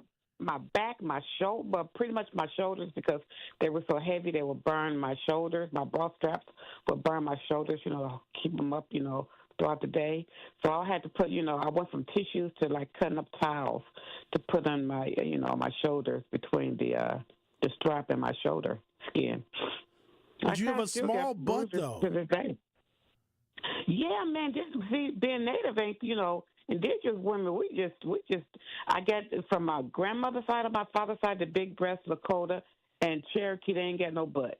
So I got both. Well, I had but now I got both. No butt, no breast. Yay! But yeah, for the breast. Whoa! Jeez. Had to turn when I turned, I had to flip one over, pull one up from under the bottom. When I was sleeping, it was terrible. But anyway. I know when y'all laid out, they just go willy-nilly. They just spill. Man, they go. Yeah, Don't try to wear a tank top. I see when y'all be trying to wear a tank top to bed with no bra. Can't wear it's nothing just like spillage. That. No, you can't wear nothing like that. You can't run. Oh, that's true. I was like twice the size of Dolly Parton. Dolly Parton didn't have nothing on me. I'm like, oh, she's so cute. So, it was just heavy carry. They took out 13 pounds. 13 pounds? Yeah. 13, I think, 0.6 pounds, I think it was. Yeah, it was a lot they took out. I was like, yeah, boy. A watermelon don't even weigh 13 pounds now. Well, that's a whole, a newborn baby weighs 7 pounds. Right. So you put another baby and a half, or, almost two babies on there, then, you get that 13.6. Wow. That's 7-pound babies. Okay, I bet you feel like a new person. Cut. Oh, my goodness, they perfect. I look at them and I be like, yeah, I just rub on them and be like, hey! Yeah, boy. They just beautiful. My goodness, they beautiful. Do you want to say anything about, I don't know, people having to able-bodied people? Okay, Juneteenth. Go ahead. Okay, Juneteenth, I was looking the other day because I wanted to reserve a spot for the lakefront. Are they going to have fireworks at the lakefront this year? I don't know. Because I want to get a spot, but I want to be on a committee, and they ask you which committees you want to be on. So I put in that Juneteenth for sure. I'm verbal. And about the the Medicaid stuff, about the people on Social Security, whatever. Look, I remember back in the day when they put people on for smoking weed or doing drugs or whatever. Okay, y'all need to look. You're taking tax people money. Okay, if you're not sick, if you don't have an ailment, don't be on it. Get your butt out and work. There's a lot of people, able-bodied people on here to work. That's what I'm saying. Because, see, I can work, and I need a kidney, and I don't have a leg, but I still want to work because that's all I'm used to is working. I'm used to making my money. But I can't work right now because I can't see, Sherwin. Hell. Hey, man, now I got to go get the cataract surgery, cataract of the surgery. But the good news is, since you got your breast reduction, you can look down and see your feet. I bet you didn't know what shoes you was putting on. You had no idea what was on your feet. Sherwin, no, look, the guys used to joke at me at work. They used to say, we see your breast coming before you see your body or your head. That used to make me sick. I hated it. I love hanging around guys because they, I don't do girls, but I hang around guys. They used to be like, man, we see your breast coming around the corner before we see you. That's not offensive? Lisa, you don't get offended when men talk like that? No. Well, because I'm used to men. I'm used to boys. I was raised with 3 brothers. So, and then when their friends come over, they used to talk about me and whatever and things like that. So, no, I didn't find it offensive at all. Now, I remember when I was on 76, in Mill Road, and my father had to come and fix my tire, and a white guy pulled up, and he had a nice breast or something, he said. Now, that offended me. But, when, the guys and stuff joke about them and everything like that, that's funny. They be having some great cracking. But no, it didn't offend me at all. Because guys are gonna be guys. They don't go overboard with it. You know what I'm saying, Sherwin? They never disrespected me at all. Well, I know in these days and times as a man, I can never compliment a woman on her body. I'm not supposed to do that because she will get angry and upset with me and get very mad at me if I compliment her on her beautiful feminine curves. I can't say anything. In fact, I can't even really look, because if I look, then she'll be, what are you looking at? I can't even look. I got to look straight forward, straight ahead. Well, then, hey, that's her. She got a she problem. If you get a compliment from anybody, man or woman, I got compliments from lesbian women. I'm like, well, thank you. It didn't offend me. Thank you. What did they say to you? What am I doing? Wow, Lisa, you look really good today. You look great. And they were so nice about it. They were like, you're beautiful. You got someone? Wow. Oh, sweetie, thank you. Be careful, Lisa. They might rope you in. Lisa, you look really good today. I'm strictly, D. But oops, sorry, dude. That didn't. I almost said it. But no, it's look. It depends on how people come at you and everything.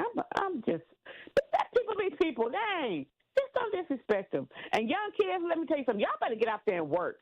You better get out there and work. It's going to be hard at times. Let me tell you, it's going to be hard. But when you get older, it gets easier.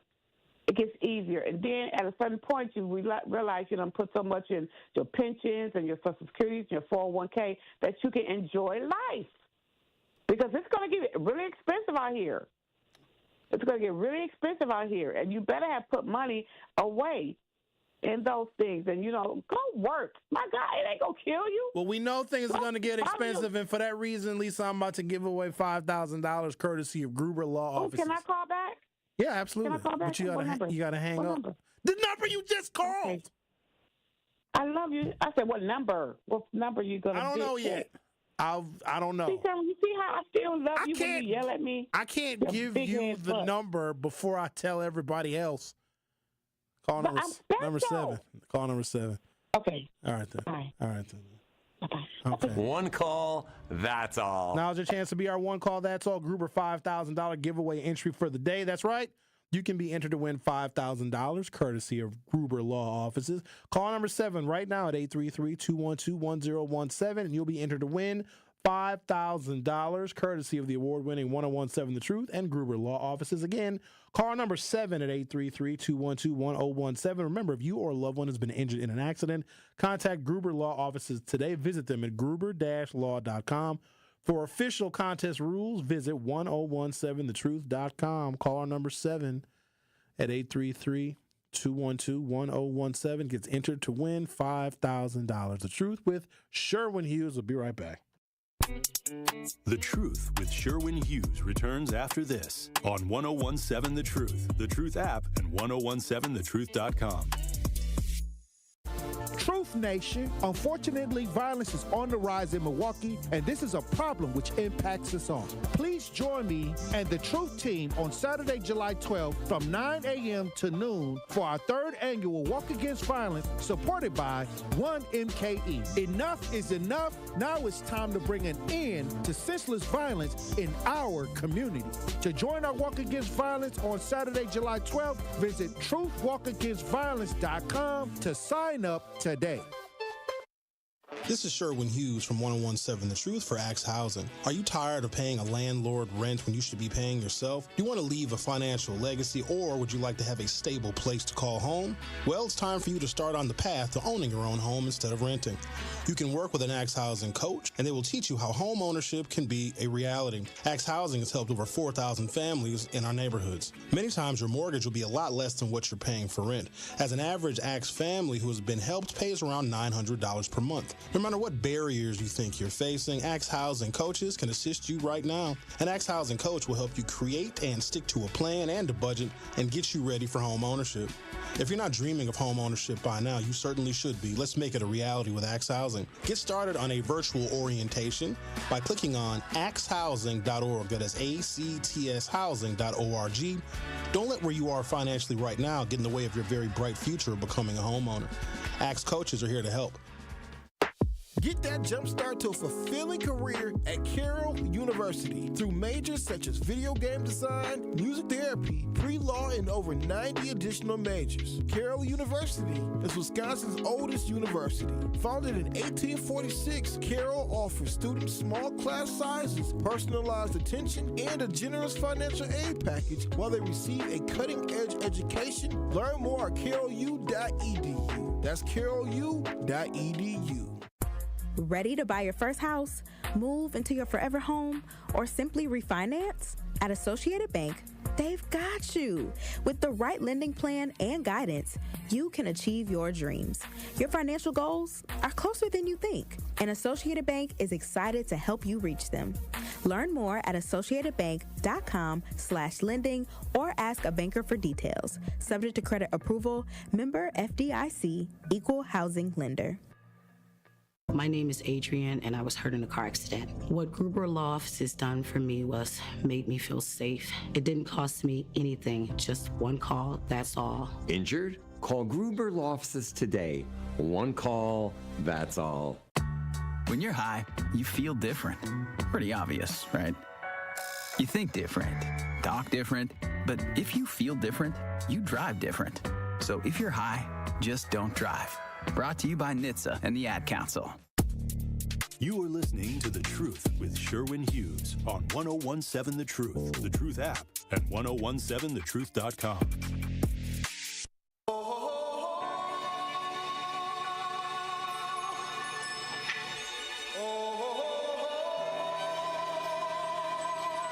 Tune into the award-winning 1017 The Truth Black Business Spotlight on Friday at 3:57 p.m. We will be joined by Erica Odom, owner of Odom Investments and Property Management. We will discuss how they're making a difference in the real estate world through their property management services and by offering competitive prices to buy your house. So again, tune into the Black Business Give Back Spotlight with Odom Investments and Property Management on Friday at 3:57 p.m. on the award-winning 1017 The Truth. So this song was on the list of 30 most politically incorrect songs. Kung Fu Fighting. Whoever would have guessed that?